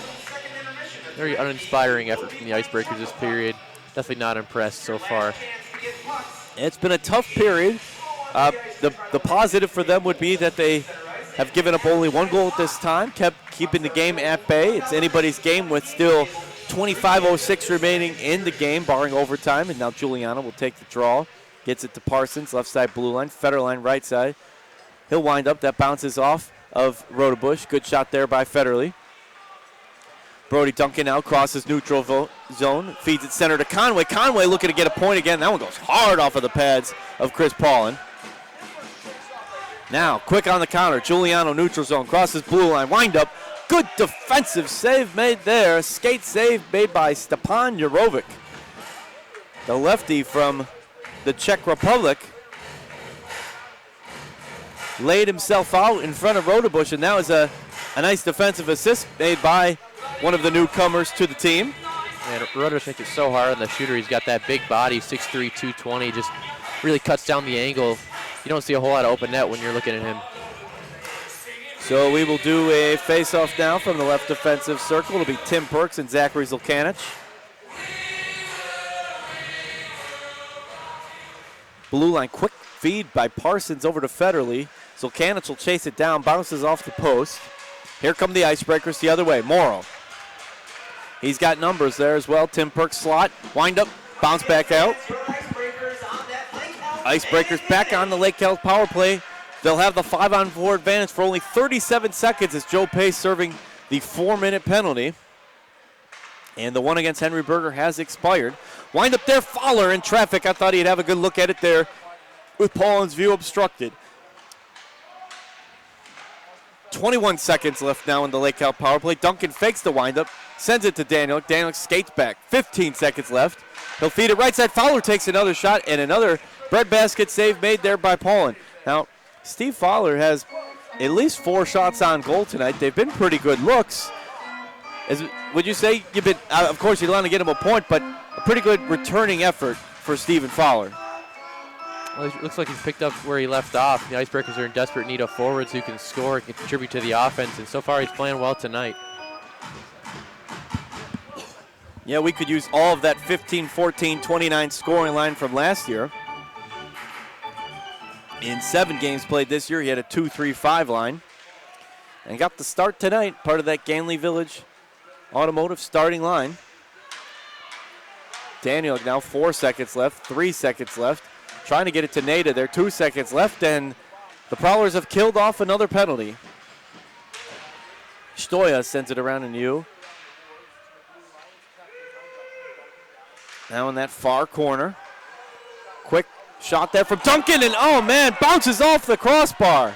An unlucky bounce there for Brody Duncan as he nearly picks up his 6th goal. Icebreakers come close a couple times on this trip before a whistle on the ice at 3:21 remaining. All those bounces this weekend seem to go in the Prowlers' way. Sometimes when you're winning, you get a little bit of the luck to go your way as well. I mean, the Prowlers have earned their 7 wins along the way, and you know, once you're rolling though, a lot of times you find that things continue to roll with you, and that's the way to do it. You build that You build those wins up and keep it going. And it seems like, they don't blow teams out. They haven't been doing that on this current winning streak that they're on, 7 games, looking to make it 8 tonight. But they're playing really good defense and winning these close games. Yep, and McMorran Arena and the Blue Water area of Michigan, they'd be pretty happy. And again, the Prowlers only scoring 71 goals on the year. For teams with a winning record, that is the lowest number. But giving up 57 goals is the second best, only behind the Carolina Thunderbirds, who have that insane 70-point goal differential. Think of that for 1 second.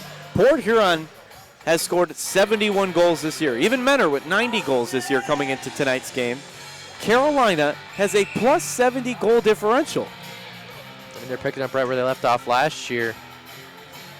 So we'll have a face-off now from the right defensive circle. Farrington will take the draw against the returning Joe Pace Jr. It was a plus 150 differential for the Thunderbirds last regular season, so they're already almost halfway there. They have literally picked up right where they're on pace for the exact same numbers. At 18-1, 0-1 right now. The only teams to beat them have been Danbury and Elmira. They have not fallen to a Western Division opponent. So in their matchups with Columbus and Port Huron and Battle Creek, they have not dropped one. And Danville as well. 2:44 remaining now in the second period of play as we head towards the Labatt Blue intermission. Jared will bring you the scores from around the league when we return from that break, as well as the Vitamix saves of the period. Both goalies busy here. Prowlers adding the only goal of the period so far. And don't forget to get the Live Source app after the game, 10 p.m. The auction begins and runs through January 2nd, next Thursday. All kinds of cool Christmas words on the back, like carol and tinsel and jangle and blizzard. Do you have a particular favorite Christmas word used? I do like jingle. That's a good one. I like blizzard. We don't see it out there tonight with Marquez serving the 1-game suspension, but although the blizzards can stay away from Northeast Ohio for all I'm concerned. I got a little cooler today, but it was over 50 on Christmas Day and Christmas Eve. Like the linesman's talking to the Icebreakers bench sorting something out right now. I want to tell you about a few of our great corporate sponsors. Marco's Pizza with locations in Menor on the Lake, Willoughby, Painesville, and South Euclid. Kemp LLC, Conway Land Title, and Toe Drag Apparel. We'll tell you more of our sponsors soon. Prowlers quick off the draw now, cross the blue line, and they're going to get called for offsides. Also want to thank CSP Insurance, Wingate by Wyndham Hotel, Market Street Family Restaurant, Global Real Estate Advisors, Buddy's Tavern, Vitamix, Homelight, an online real estate company, Lake Erie Marine Sales, Mosaic Properties LLC, Stadium Grill, and Preston Products LLC. Now, face off here in the neutral zone, and the Prowlers will flip that one forward. Berger, outlet to Brody. Brody swings it around. That's to Conway. Conway now quickly to Farrington. Farrington, that goes hard off the deflection of Federley. He might have caught that a little bit on his hand too, which that stings definitely a lot with that speed of the puck coming in. Icebreakers trying to stay here in the defensive zone of the Prowlers. Good read there by Berger to pick that pass off. Gets it to Morrow, and a good deflection off the stick of Federley. Once again, Federley all over the stick deflections here defensively. Austin Federley, number 19 from Port Huron, Michigan, the hometown guy. Righty, 5'6", 150. A lot of good stops there defensively to help out his team. Now he's boarding up Nate Farrington behind the net. Farrington able to maintain possession, cuts back, feeds it to Morrow. Morrow now sneaking forward, trying to get it to Duncan. Duncan will get the shot off, but it goes wide left. And look at Paulin using that length of his stick as extra protection. He's got that long side open, but it's okay because the Prowlers will dump it the length of the ice. And Conway and Zolkanich were exchanging a couple words there as Paul makes the save at the other end. Menor has the 31-23 shot on goal advantage, an 8 shot on goal advantage, but while the force may be with them and they're not putting it in the back of the net for the second night in a row, other than the Jackson Tucker goal in the 14-minute mark of the first period. Well, the reason for that shot on goal advantage is the Icebreakers have had 4 power plays compared to 2 for the Prowlers, and Port Huron did capitalize on their first power play in that first period. So the Prowlers 1 for 2 on the power play. Menor 0 for 4 tonight.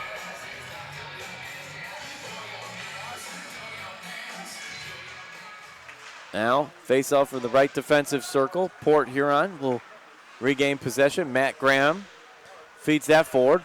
But a good read by Stephen Fowler. Fowler unable to keep control of the puck, though, and the Prowlers take possession. Robertson crosses the blue line. Now behind the net. And we are already under 1 minute remaining here in the second period. It's been a fast-moving second period. This game was fast last night as well. Yeah, really most of the stoppages just been for those Port Huron penalties. Not a ton outside of that. A couple of icing calls.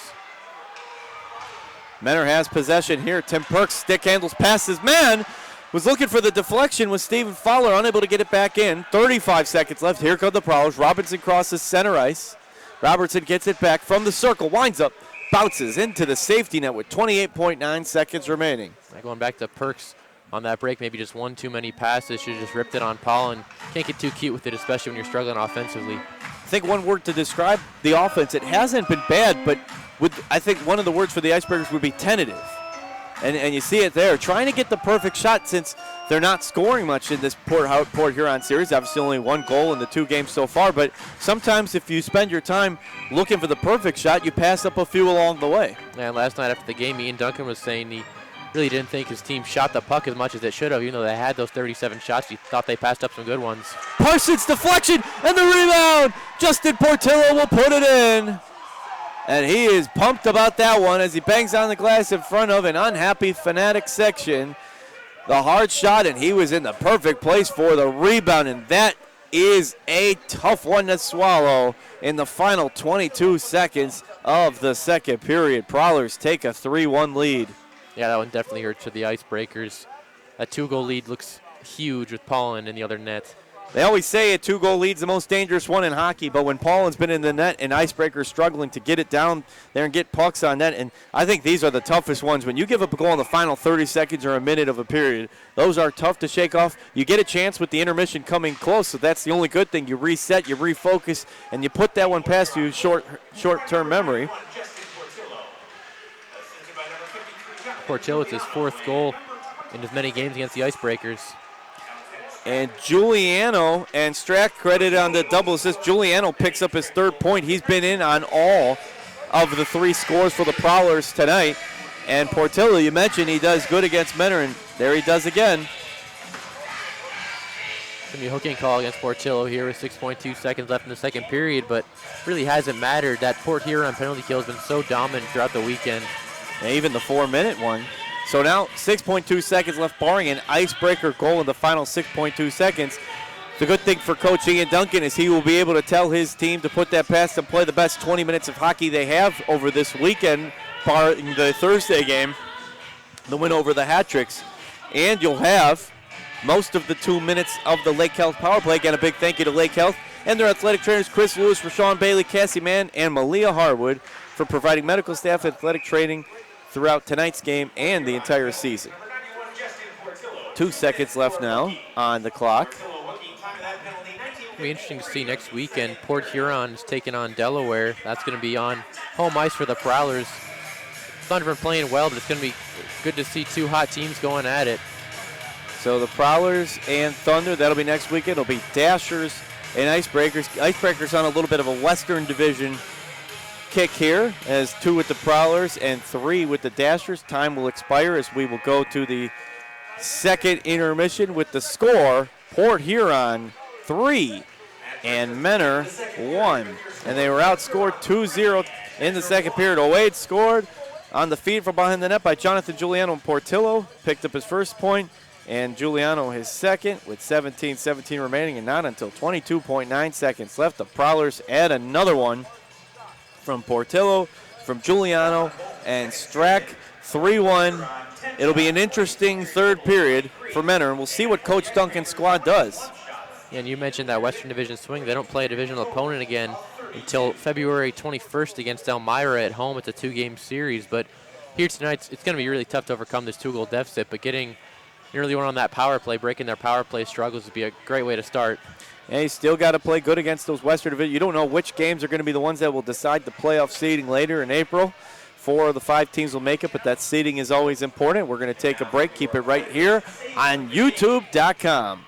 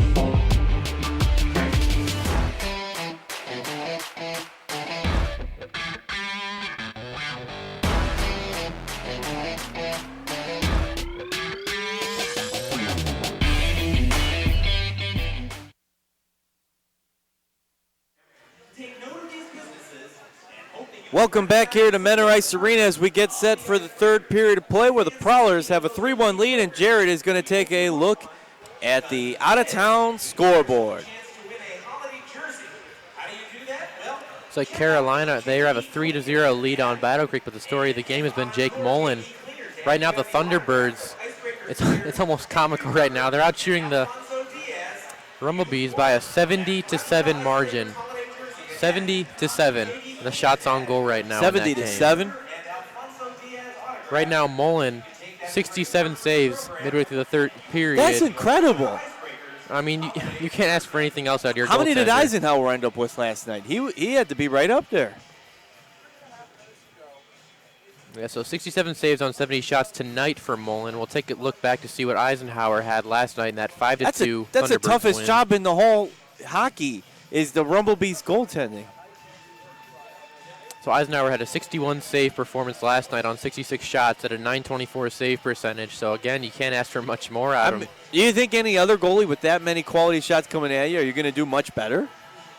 Yeah, I mean, right now goaltending has not been the issue with Battle Creek. Seems like everything else has up to this point, but You have to feel for the Battle Creek Rumblebees. I mean, you don't have a heart if you don't feel for the Battle Creek Rumblebees at this point. let's finish up this out-of-town scoreboard. Danville and Columbus still tied at 1. Elmira is now on top of Danbury 1-0, and Watertown's taking control against Delaware 4-1. Danbury got to their winning ways last night after we had stopped their streak. Watertown has been on the slide. They started things off with Urich scoring tonight, but that's an interesting matchup because on paper Delaware came in with all the momentum, and Watertown definitely was on the sliding. So we'll see what happens to transpire. Right here it's Port Huron 3 and Menor 1 as we get set for the third period of play. And Star Wars night here tonight at Menor Ice Arena, one of the great promotions the team offers. 440 night coming up next Saturday. 4 tickets for $40. Want to thank our off-ice officials, Scott Tennant, Greg Butala, Greg Kopp, Ryan McDonald, Russ Arala, Joe Knight, and Bobby Van Sickle. Taylor Ruyer on game day operations, and Frank Schmidt, operations intern. Larry Rummel, Al Moon, and Lawrence Rummel on the sound crew. Jared Tennant alongside me on color commentary, and communications manager, and Casey Healy on the video stream. Thanks for making us a part of your Saturday night. As we get set for the third period of play, Coach Duncan gets his team on the Lake Cal power play to start, and most of that remaining. One thing I was thinking about, if you look back at the second period, that penalty that was called against Joe Pace, the 4-minute one that got him to the box, the Icebreakers had a chance to capitalize, but didn't get all 4 minutes of it because Henry Berger got called for a penalty in the middle of that as well. So that penalty, not all of the 4 minutes was in the Icebreakers' favor, and they got back on it with under 40 seconds remaining, but it wasn't a true full 4-minute advantage. At the same time, they did have, I'd say, 3.5 full power plays, and they couldn't really get anything going against this Prowlers penalty kill, which at this rate looks like they're going to pass up the Icebreakers to take over second spot in the league in terms of efficiency behind Carolina. If we were in McMorran Arena, Mitz the Cougar would definitely be proud, but Slam the Shark has got to get the Fanatics up and going in this one as we're under a minute remaining before we get back to the action on the ice. And what would you say is the key to Icebreakers turning this one around and getting back into the game? Got to figure out Paul. I'm not sure it's possible at this point with the current group of forwards the Icebreakers have, just because of a couple of call-ups, trades, and obviously injuries. But that's affecting all teams at this point. And Icebreakers have struggled with their forward depth, and you're seeing it this weekend. Hopefully they can try to put something together against this Prowlers defense. And while Paulin has the most wins now, the highest percentage of wins for the Prowlers coming in before getting called up to the SPHL and the Pensacola Flyers was Corey Simons at 6-0. Paulin is 7-5 coming into this game, and he had a 3.18 goals allowed and 452 saves, having played 717 minutes and a .922 save percentage. Is Chris Paulin, the native from Lockport, New York, as we're going to get set here. Prowlers in their white jerseys with red and black trim will move left to right. The Icebreakers will move right to left in their double blue with Christmas decal. And for the next minute 50, the Icebreakers are on the Lake Health power play. It seems like all throughout this weekend against Danbury as well, the Icebreakers have not been winning those key faceoffs, especially when they're on the penalty kill, but a little bit on the power play as well. It makes it tough to get anything going when you can't win faceoffs in the offensive zone on the power play. Fowler started this one off fast and the quick movement there. Lots of ice kicked up there as shot on goal deflects back out from the stick of Blake Nada. 19:38 remaining in the third period. Looking at Paulin's numbers over his 4-year career, he's really found another gear this year. Before this year, his highest save percentage was .901, which he set last year. Before that, he was with Carolina at an .883 save percentage, and .878 the year before that in Watertown. So he's really improved every year. Brody Duncan now from the blue line gets it to Tim Parks, and it's in on the deflection! from Duncan to Perks. And I believe that was Blake Nada on the deflection. Anyway, you slice it, Menor gets off of the slide and makes it a one-goal game now, trailing only 3-2. Looks like Colin had that one covered initially, but he just left that little sliver of the net open on the near side, and the deflection goes in over the shoulder, and all of a sudden the Icebreakers are back in this game, cutting the deficit to 1. So Duncan on the left side of that blue line fed it to Perks, which led to the deflection by Blake Nada. Oh, no, they're going to give the credit to Tim Perks. I thought Nada got a hand in and got the deflection. Now that one will get changed, I believe. Because Perks took the shot, and it definitely was deflected. So I'm not saying things. No, you're sane right now. I thought so. So Blake Nada, I believe, will be credited with the goal, and if it stands, I believe that would be Blake Nada's first goal as an Icebreaker. That would be his second point and first goal. He picked up an assist recently. So 3-2. Anyway you slice it, you put it in the back of the net and it counts. Nate Farrington goes wide right there. And a whistle on the ice now at 18:41 remaining. Good crowd here on hand. The Fanatics at Menor Ice Arena. 6-0-1-0. Again, 6-9-7-6-0-1-0. As we get the official score for you here in a moment. It's like goal did come on the power play, so that's big for the Icebreakers, who obviously had their struggles on the man advantage throughout the weekend. That's right, the Lake Health power play, thanks to Chris Lewis, Sean Bailey, Cassie Mann, and Malia Harwood, as well as Lake Health for providing medical staff for tonight's game and throughout the season. It's all new game. And Jared, this is what we talked about. We said the strategy for Coach Duncan's squad would be to reset, refocus, 20 minutes on the clock, and a minute 50 of that to start on the Lake Health power play, and they did exactly that. And all of a sudden, it's a one-goal game, and the Fanatics have your support now here to begin the third period. Yeah, but again, that late goal by Portillo, that was really looming now for the Icebreakers. That was a huge goal in this game.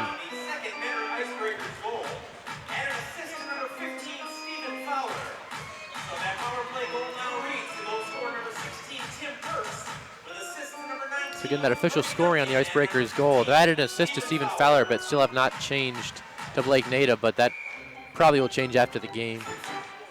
Post-game score.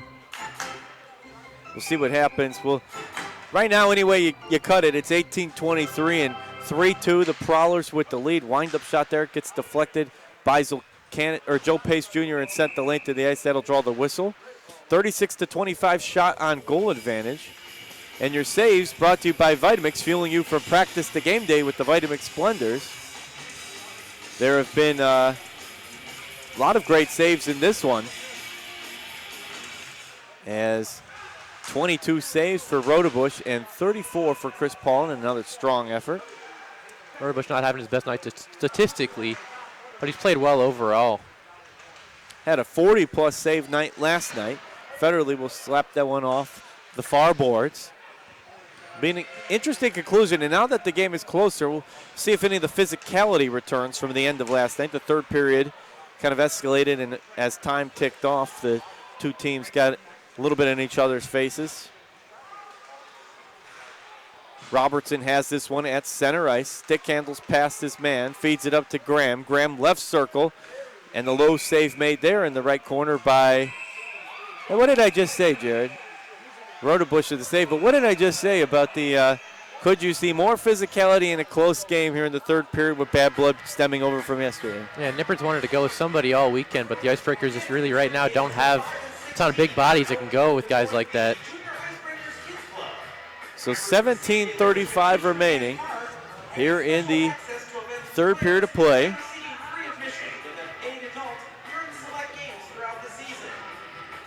Good crowd on hand here. Once again, it's Star Wars night. See a lot of Star Wars hats and T-shirts.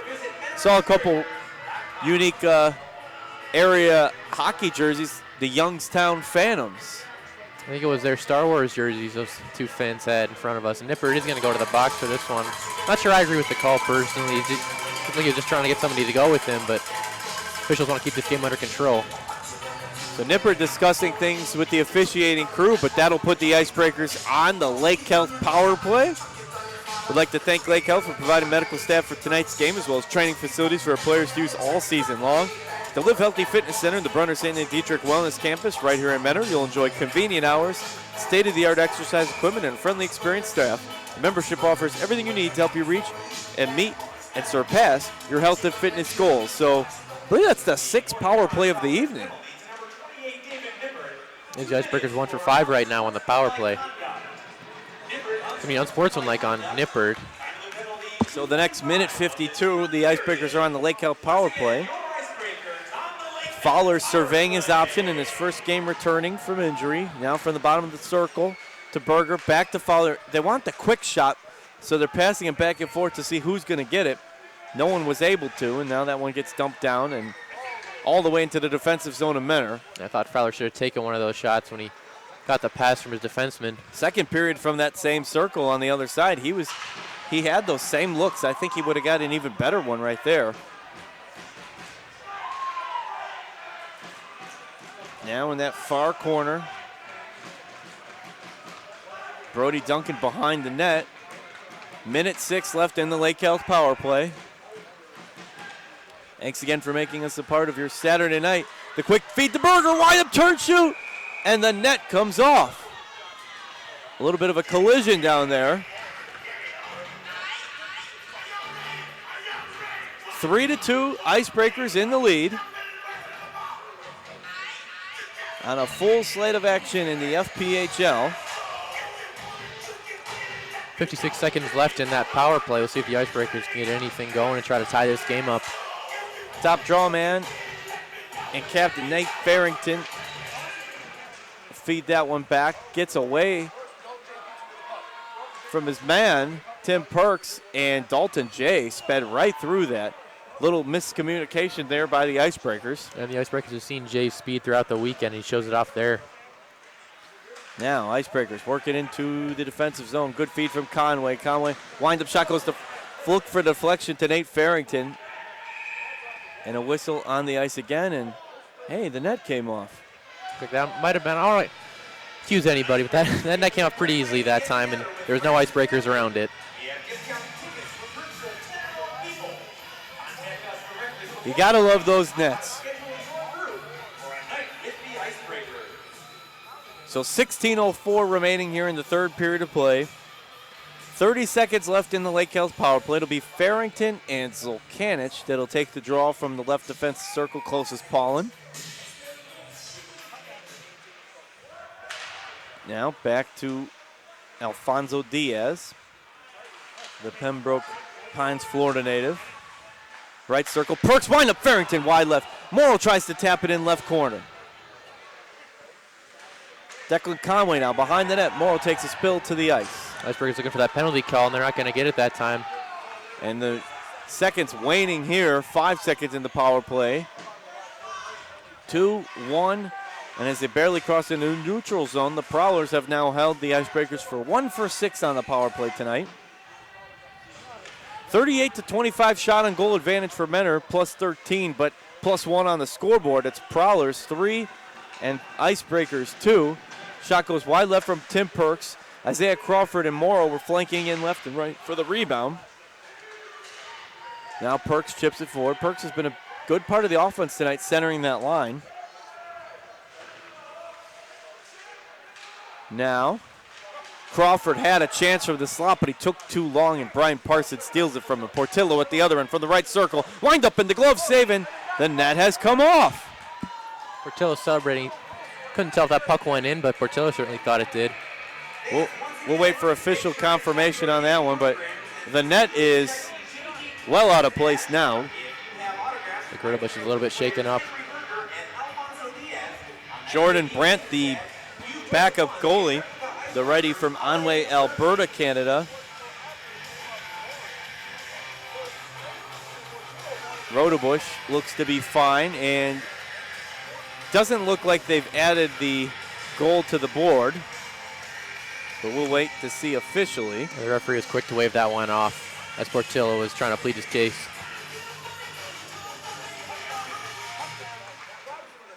So now right in the slot there, almost scores on Rodebush as he got pulled out short side in that near corner. Now behind the net, Icebreakers avoiding the forecheck. Rodebush wants that puck well away from him at this point. Parsons crosses to blue line. Good feed to Matt Graham. Graham gets deflected off the stick of Tim Perks. Good back line stick work there by the guys in double blue. And Robertson with a nice steal. But a good steal going the other way by Crawford. Crawford gets the feed. Farrington and had it to Conway. And Conway has been held at bay over this series with the Prowlers. You can definitely tell he's missing his former line mates, John Butita and Parker Moskal. Just really tough to get it done when you don't have those two guys on the same line with you like Conway did. And he had great chemistry with both those guys. Conway had a tremendous Thursday night. 2 goals, 2 assists, 4-point effort against the Danbury Hat-Tricks, and a whistle on the ice now. Icing will be the call at 13:53 remaining here in the third period of play.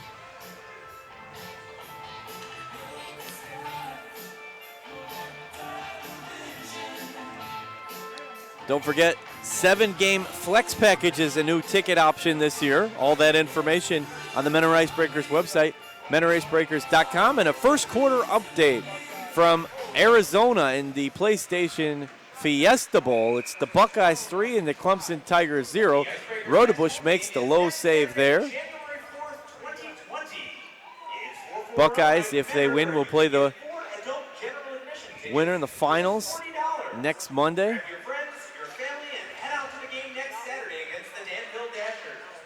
Now stuck in that near corner. They cross into the neutral zone. Stoya takes it, feeds it to Jay. Jay looks at left side to Pfeiffer, back to Jay, to Zolkanich, and tries to get it back to Pfeiffer the slot. Now that shot from Stoya goes hard off the backlash. Stoya, he's played a good hustle effort tonight. Sends that one out of play into the netting, but I think Stoya's had a pretty heads-up performance tonight. Yeah, and really throughout the weekend, I don't think he's had a point so far against the Icebreakers this season, but he's played well. He's got 11 points in 19 games on the season, got 3 goals and 8 assists. The 3-8-11 scoring line for Matt Stoya, but definitely a integral part in the setup for the Prowlers. Helps out defensively a lot as well. Now, Meta crosses into the neutral zone. Pinkowski sends that one ahead of himself and goes to grab it. Wind up there, and hey, the net came off. Yeah, I mean, that time Paulin just ran into it. Fortunately, those pegs are just not secure like they are in other rinks. You didn't find that super glue during the Labatt Blues second intermission? Unfortunately, no. Watertown now, what is that, a 5-1 lead? Looks like that game just about over. Wolves had 2 back-to-back shorthanded goals to take that 2-goal lead. Looks like they just got another one from Kyle Powell. Or Tyler Urich, that is, even strength late in the second period. Wolves taking a look at that standings and realized they had commanded the first place in the Eastern Division and have fallen to third. Still would make the playoffs, but they started red hot, almost as red hot as the Thunderbirds. Wolves have won the Commissioner's Cup twice before. Prowlers would love to get back there and keep the about every other year trip going for them. Mentor would love to make it for the first time, and a whistle on the ice there. At 12:47 will go against Mentor. Yeah, the faceoff's going to come into the Icebreakers zone. It looked like Nada played that one with a high stick. Fanatics, good crowd on hand here at Mentor Ice Arena. Have turned out in good numbers for this holiday homestand.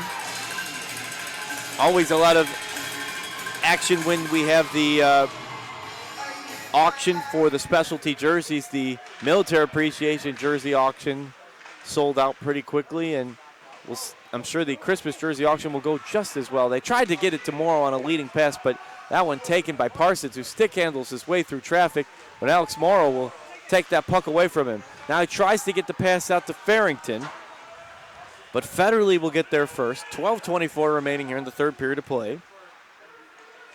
Last home game of the year for the Icebreakers. They'll play on New Year's Eve at Danville in David S. Palmer Arena. Parsons loses control there. Declan Conway skates through over the left circle, cycles back. Now behind the net. Tim Perks trying to battle with another 16, Brian Parsons. And Parsons is able to chip it up to Portillo, who gloves it down. They got 2-on-1. Owade's there. He had the second goal. Owade's going to take it. Right circle, and it goes just wide right. Hatham Owade was trying to make it 0-2 tonight. And the Icebreakers defenseman is getting caught up too much in the offensive zone. I get it when you're down, but you got to be careful. You got to know who you're playing. This Prowlers team loves to spring on those fast breaks. That Icebreaker shot goes hard off the back glass.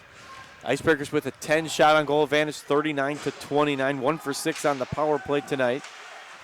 Port Huron 1 for 2. Now Icebreakers from their own defensive zone. Feed it up right side to Steven Fowler. Fowler behind the net. Oh, and a hard clash there to Blake Nada from Alexander Strack. And a whistle on the ice, and I believe the net has come dislodged. Oh, what a surprise. Haven't seen that this period. You know, it hasn't come off as much this year as last year, but it seems like tonight it's been uncanny. Teachers, including those who teach preschool, will receive $3 off tickets to the game on Friday. So they are attending to that. Looking for the ultimate Icebreakers experience? Purchase tickets for our Founders Room and enjoy restaurant quality food, as well as a chance to meet head coach Ian Duncan and Icebreakers players at each and every home game. Ticket information at MentorIcebreakers.com. And those tickets start at just $30 a piece. Great meal, great view, and you could have it happen. Go to MentorIcebreakers.com. Big board there from Blake Nada to Brian Parsons. Repaying the favor to the Prowlers. Now Robertson flips it forward over the neutral zone. And Matt Graham almost had a breakaway, but good positioning there by the back line. Brody Duncan leading that. Tim Perks flips it over the circle towards the far boards. That's a race for the puck. 10:35 remaining. We are about halfway through this period. Perks had the feed to Fowler, but little miscommunication there. The pass goes behind him. Nippard was looking for the fast break opportunity as he was hanging out by the blue line. He recovers the puck. He's got Graham as well. Now here on the near boards, Blake Nada took a kind of strange crumple to the ice. I don't know if he's okay. He kind of fell on his own power unless it was from the previous board. Being helped out by the ref right now. Looks like Nada's hurt. Yeah, hopefully he's fine. I wasn't sure. He kind of just crumpled over. Was hoping he was okay. The Lake Health Athletic trainers will take care of him. Now in that slot area, and Paulin will fall on it. And he gets help from another Prowler falling on top of him. Those non-contact injuries are always the scariest. Yeah, I was looking to see if he got boarded. I know Blake Nada was on the previous two boards up. He was on the receiving end of the first and on the giving end of the second, but those two boards may have shaken him up a bit. Yeah, overall tonight, really similar to last night. The offensive chances have been there for the Icebreakers, but the execution isn't. They're really making too many mistakes, too many turnovers, and just a needless penalty there. Near cross-check, didn't see who it was for the Icebreakers, but you saw right, took down one of the Prowlers defensemen right on top of Paulin after the whistle.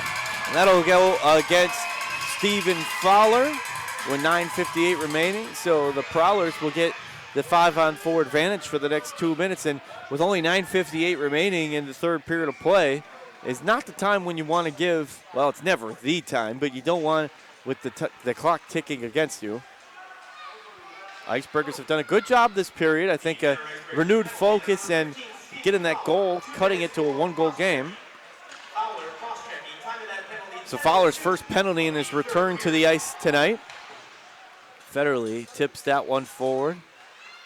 They'll work that one back now to the right side of blue line. Federley is anxiously looking for the pass left side. There he gets it.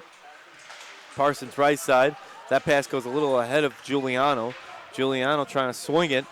They'll get it back to Federley left side. He'll wind up hard off the back glass in front of the Fanatics there by the Shark Tank area. Others barely got to that one. And now Parsons will have to chase this one down with 1:17 left. Good effort so far by the Icebreakers on this penalty kill. Again, just like last night, untimely penalties. When you're trying to come back in a game, you can't be taking these penalties, especially after the whistle. And the Prowlers now have got it into the 30 mark for shots on goal. There's a hard one from Nippard, and the rebound almost put in. That side was open. Giuliano almost made it a 4-point night. He's been in on each of the scores. Excuse me, that was actually Matt Graham. But Giuliano has been in on the first 3 scores for the Prowlers. Stoya now from the defensive zone, crosses blue line, neutral zone. Will bounce that one behind the net. Rodebush comes back out. 35 seconds remaining in the penalty kill. Now Nippert centers it to Robertson, and it goes just wide right. Robertson has it back right side, blue line, goes center, wind up there, just misses wide left. A couple good shots there from Matt Robertson, and no stranger to picking up points, definitely, as the Prowlers' all-time leading scorer.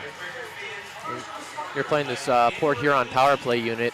Every bounce is important, and that one went against the Icebreakers there as they had a chance to clear it, but it hit off the referee in that corner and allowed the Prowlers to pick it up and get a great look at the net on the back door by Matt Robertson with the big slap shot that just went wide. Don't forget, Icebreakers have officially launched their official booster club. Visit the merch table next time you're here or go to MentorIcebreakers.com for more information. Robertson, right side blue line to Stoya. Stoya, and another good save made by Rodebush. 12 seconds left in this one. And as of right now, I think the Icebreakers have done a pretty good job on this particular penalty kill. We'll take the draw from the left defensive circle here. And another save.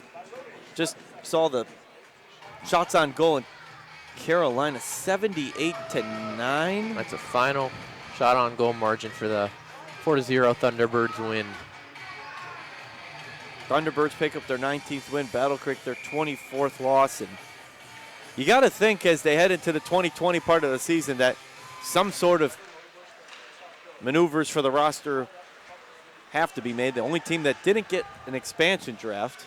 One thing I don't agree with here is all three stars from Carolina when Jacob Mullen just made 74 saves in a game, doesn't even get 1 star. Yeah, without being there, I would say that between Mullen and Eisenhower's almost 140 save performances that they should be given a bit of credit there. Buckeyes take a 10-0 lead on Clemson right here. It's Port Huron 3 and Mentor 2. Chance here for Fowler. Got a little ahead of him, though, and Parsons able to chase him down. And Icebreakers trying to make something happen here. 7:18 remaining. Good job by Zulkanich to get in front of his man, and he feeds that forward. Both teams back to full strength, dump it behind the net now. 39-34 shot on goal advantage, and a whistle on the ice now, and it's 7:07 remaining. Official timeout. Icebreakers trying to get back into this one as they take an official's time out. Don't forget, Spuddy's Tavern is the preferred restaurant of the Mentor Icebreakers. Spuddy's Tavern, located in Mentor on the Lake, will give fans 10% off their bill after Icebreakers home games when you bring your ticket stub. And all those promotions coming up, 4-4-0 night, 4 for 40, Danville Dashers next Saturday. Educators Night on January 17th for teachers, including those that teach preschool, will receive $3 off with their ID. First Responders Night on January 18th. A big salute to all of our great first responders all across the world, and especially right here in Northeast Ohio. And they will receive $3 off their tickets to that night as well. And Kids Day, January 20th, special game time, 2 p.m., Monday, January 20th. Join us for lunch. All kids get in for $5 that day for general admission and bleacher reserve seating when accompanied by a paying adult. And don't forget that Icebreakers game is a great way to get together with friends and family. We have special discounted tickets for groups of 10 or more people. Contact us directly for more information on schedule your group a night at Ice Arena here in Mentor, Ohio.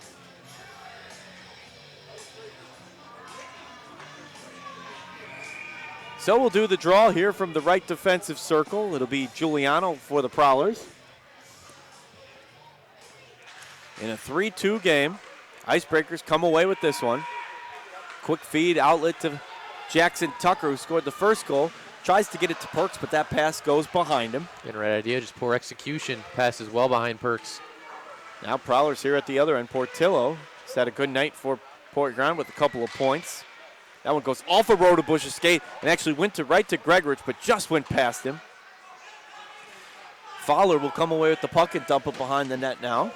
6:38 remaining here, third period of play. Good crowd on hand here. Fanatics enjoying this one.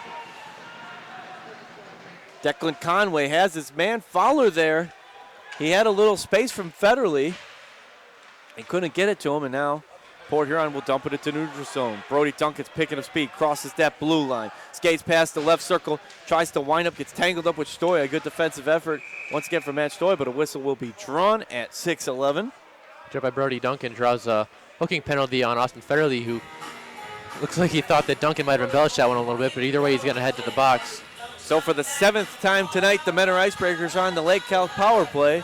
A big thank you once again to our Lake Health athletic trainers, Cassie Mann, Rashawn Bailey, Malia Harwood, and Chris Lewis for providing medical staff for tonight's game and throughout the season, and the Live Healthy Fitness Center. That's Stoya actually on the hooking penalty for the Prowlers. So 39-34 shot on goal advantage for Menor, and Prowlers with the 3-2 lead as we get about to go under 6 minutes to play. Minute 48 in the Lake Health Power Play remaining. In this trio of holiday games, second with the Prowlers. Now coming from behind the net. Feed up left side to Conway. Got to give Prowlers credit, even with that, having Butita in that line, but they have zoned in on Conway. They must have watched the tapes of Danbury. Port Huron was off on Thursday night. And Conway, obviously one of the best point scorers in Icebreakers franchise history through the first 2 years. Wind-up shot there from Henry Berger, continuing his night of good shots. Morrow now feeds it to Farrington. Tried to get it to Conway, but went wide. And that shot goes wide left from Tim Perks. Just banged it off the crossbar that time. It's one of those nights for the Icebreakers. Now, he wants that one back. Perks, after shooting it, thought, man, I was close. He was close. 38 seconds left in the Lake Health Power Play. That was the 40th shot on goal for Menor, as they take on the visiting Prowlers. Tim Perks crosses left circle. Bounce back out. But Prowlers were there, and they'll clear it again the length of the ice. The Icebreakers ran out of time in this one, only 4:28 to go.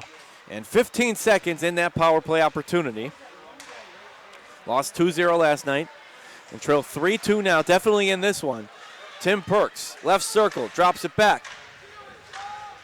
Looking to get it to the slot there to Nada, but can't do so. Back to the neutral zone, and the Prowlers are back to full strength. The Icebreakers now 1 for 7 on the power play. Federley flips that one. Is it going to hit rafters? No, it stays below it. Alfonso Diaz will chase it down, and all of a sudden, hard to believe, Jared, under 4 minutes to play. There's definitely been a quick period, which is in Port Huron's favor so far. And yeah, Port Huron showing why they are the second best defensive team statistically in the league.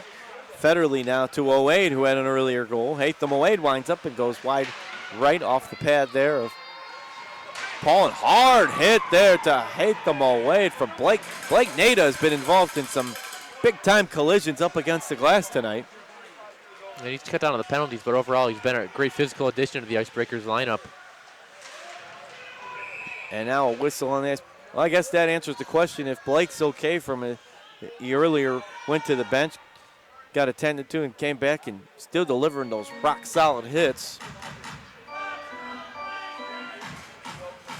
3:18 remaining. Port Huron has trimmed the shot on goals 40-35 now, and they have the 3-2 lead. We'll do the draw from the right defensive circle, closest to Chris Paulin, looking for win number 8 on the season, and Prowlers looking for that winning streak to continue. Brody Duncan from the blue line. Little ahead of Morrow, but Conway will get it. And Prowlers got it the other way. Robertson, pass goes past Nippert, but he gets it to Matt Graham. Matt Graham crosses the blue line, looking to wind up and go for the deflection. Nippert collides with Rodebush a bit. With a smaller goaltender, that probably would have been goalie interference, but Rodebush just absorbed that and took Nippert down. Yeah, Rodebush is a big guy, tied for second tallest on the team. Jordan Brand actually 6'4", and Zach McKenna is also 6'3". And now another whistle on the ice at 2:43 remaining. Nippert and Duncan, it's been like that all weekend. These two, I'm still waiting for them to drop the gloves. Yeah, they have not dropped them, but they have teased it multiple times. That stemmed from last night. There definitely was some face shoving going on and some stick clashing. So with 2:43 remaining, for Coach Duncan's squad other than not giving up a goal? Since the power play hasn't been the answer, I mean, they have gotten one of their 2 goals. How do you think they get this offense going and put one in to force what would be Mentor's first trip to overtime this year? Prowlers 3-0, though, in overtime. Hopefully the Icebreakers get Rodebush pulled out of his net before it's too late. Prowlers make it tough when they generate all these quick, fast breaks and get the puck in the Icebreaker zone for extended periods. Yeah, their speed keeps you off guard a bit. It makes you think twice a few times and see what happens here. As this series has been a quick series, whereas the Danbury game was long in a good way. It was a classic offensive matchup, but Port Huron, they play fast, the game goes quick. And a whistle there, icing will be against Mentor. 2:13 all of a sudden left. And you don't want too many face-offs down here in the defensive zone. It's definitely on the opposite end of where they need to be at this point. At 2:13 to go here, you'd think the Icebreakers would be looking to pull Rodebush as soon as they get something going in the Prowlers zone. 12-10 right now. Icebreakers don't want to inch towards 500, although still a great improvement from last year. They're looking ahead, and they want to finish as high as they can in this Eastern Division. Currently at second, but with Watertown picking up the win. We'll see if that will stand. 1:56 remaining. Trying to force through there past Joe Pace Jr. Unable to do so. And now here comes Dalton J. Crosses the blue line. Right circle wind-up deflection there by Rodebush. Good heads-up play by Rodebush. Dalton J. keeps it down here, though. Defensive zone. Out Icebreakers. Fowler had it momentarily, but just momentarily. Minute 34 remaining now as the Prowlers on the change. Time is what the Icebreakers need a little bit more. Eventually, I think they could tie it, but can they do it in a minute 24 is the question. Matt Graham crosses center ice, crosses blue line, crosses circle, all the way towards the net, and the pass to Robertson, and they nearly made it. A 2-goal lead here late, and that would have been the final dagger. But now Icebreakers on the counter. Find Fowler, left wing. Fowler challenged here by Stoya. Stoya, we talked about, had that strong defensive effort through the 2 nights. 1 minute remaining now. Under a minute. Here we go. What can Mentor put together? Can Port Huron hang on and pick up win number 8? They'll dump that one down. The goalie is pulled and off the back of his stick. And that one sinks like lead in your stomach. Oh, that one is tough from Matt Graham's edge of the stick. A smart heads-up play, a veteran move there. He didn't even take a look to turn and shoot and sends it down at the open net. Well, the best way if you're the Prowlers to keep the Icebreakers from scoring is to just keep the puck away from them, and they did that very well over these last 2 minutes. Icebreakers finally had the puck in Port Huron zone, and quickly Port Huron capitalizes with the empty net goal. That's a tough one. Icebreakers had scored the only goal of the period, and that's the second under a minute goal this game. They scored with 22.9 seconds in the last period, and we'll add that one to the scoreboard. 4-2 Port Huron. And that's a tough break. Because you know you're out there on the ice or you're sitting on the bench, and you just know that one is – that's a tough one to take because you're in this game. You know, you're winning the period 1-0, and you want to split the series here, but – tough task ahead with 35.6 seconds. We've seen 54 seconds left last year against Danville, 2 goals, and now the Icebreakers will go on their 8th Lake Health power play as a Prowler has gone to the box, but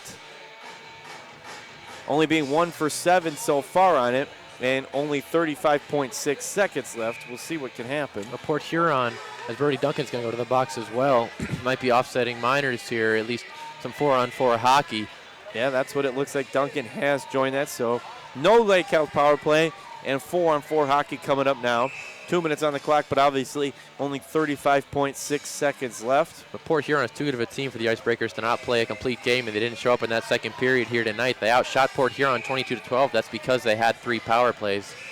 Port Huron outplayed them in that second period, scored 2 goals, and took control of this game. Port Huron fresh off the 2-0 win last night, fresh off their 7th win in a row and looking for win number 8, as is goaltender Chris Paulin. We have coincidental minor penalties for Port Huron. 30 seconds left in this one. Icebreakers trying to see if they can make anything happen. Conway to Fowler. Jace gets his stick out there. Nada tries to extend his stick. He takes a spill to the ice. The net is open and a whistle on the ice will go against the Prowlers, but only 16.8 seconds left. Yeah, overall, disappointing weekend for the Icebreakers. They had that big win over a little bit of a shorthanded Danbury team, but back-to-back 2-goal losses looks like it's what it's going to end up with. 17 seconds to go here against this Port Huron team that's going to improve their winning streak to 8 games in a row. And Port Huron showing Carolina they're right behind them in that Western Division. They have moved from 4th to 3rd to 2nd place in the Western Division. That one knocked down by the glove of Jackson Tucker. Will wind up but a whistle before the shot on goal from Conway, who takes the spill to the ice with only 7.8 seconds left. Port Huron 4, Menor 2. The neutral zone faceoff will force Rodebush back into the net. It gets tough when you have to get to the point of pulling a goalie. Obviously, that risk versus reward. If it pays off, it's wonderful. And if one slides through all the way down the length of the ice, you just cringe as it goes in if you're that team. Great for Port Huron. And now 0.9 seconds, we get another whistle.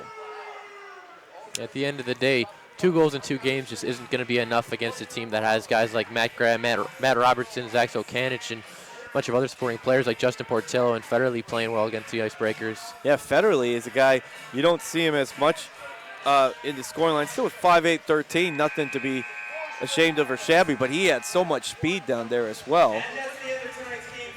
And the final score is the Port Huron Prowlers 4 and the Menor Icebreakers 2. It's official here from Menor Ice Arena. And as Jared said, that second period did not go Menor's way as they give the high stick salute here for a great crowd on hand for all 3 of these games, which is awesome to see at Menor Ice Arena.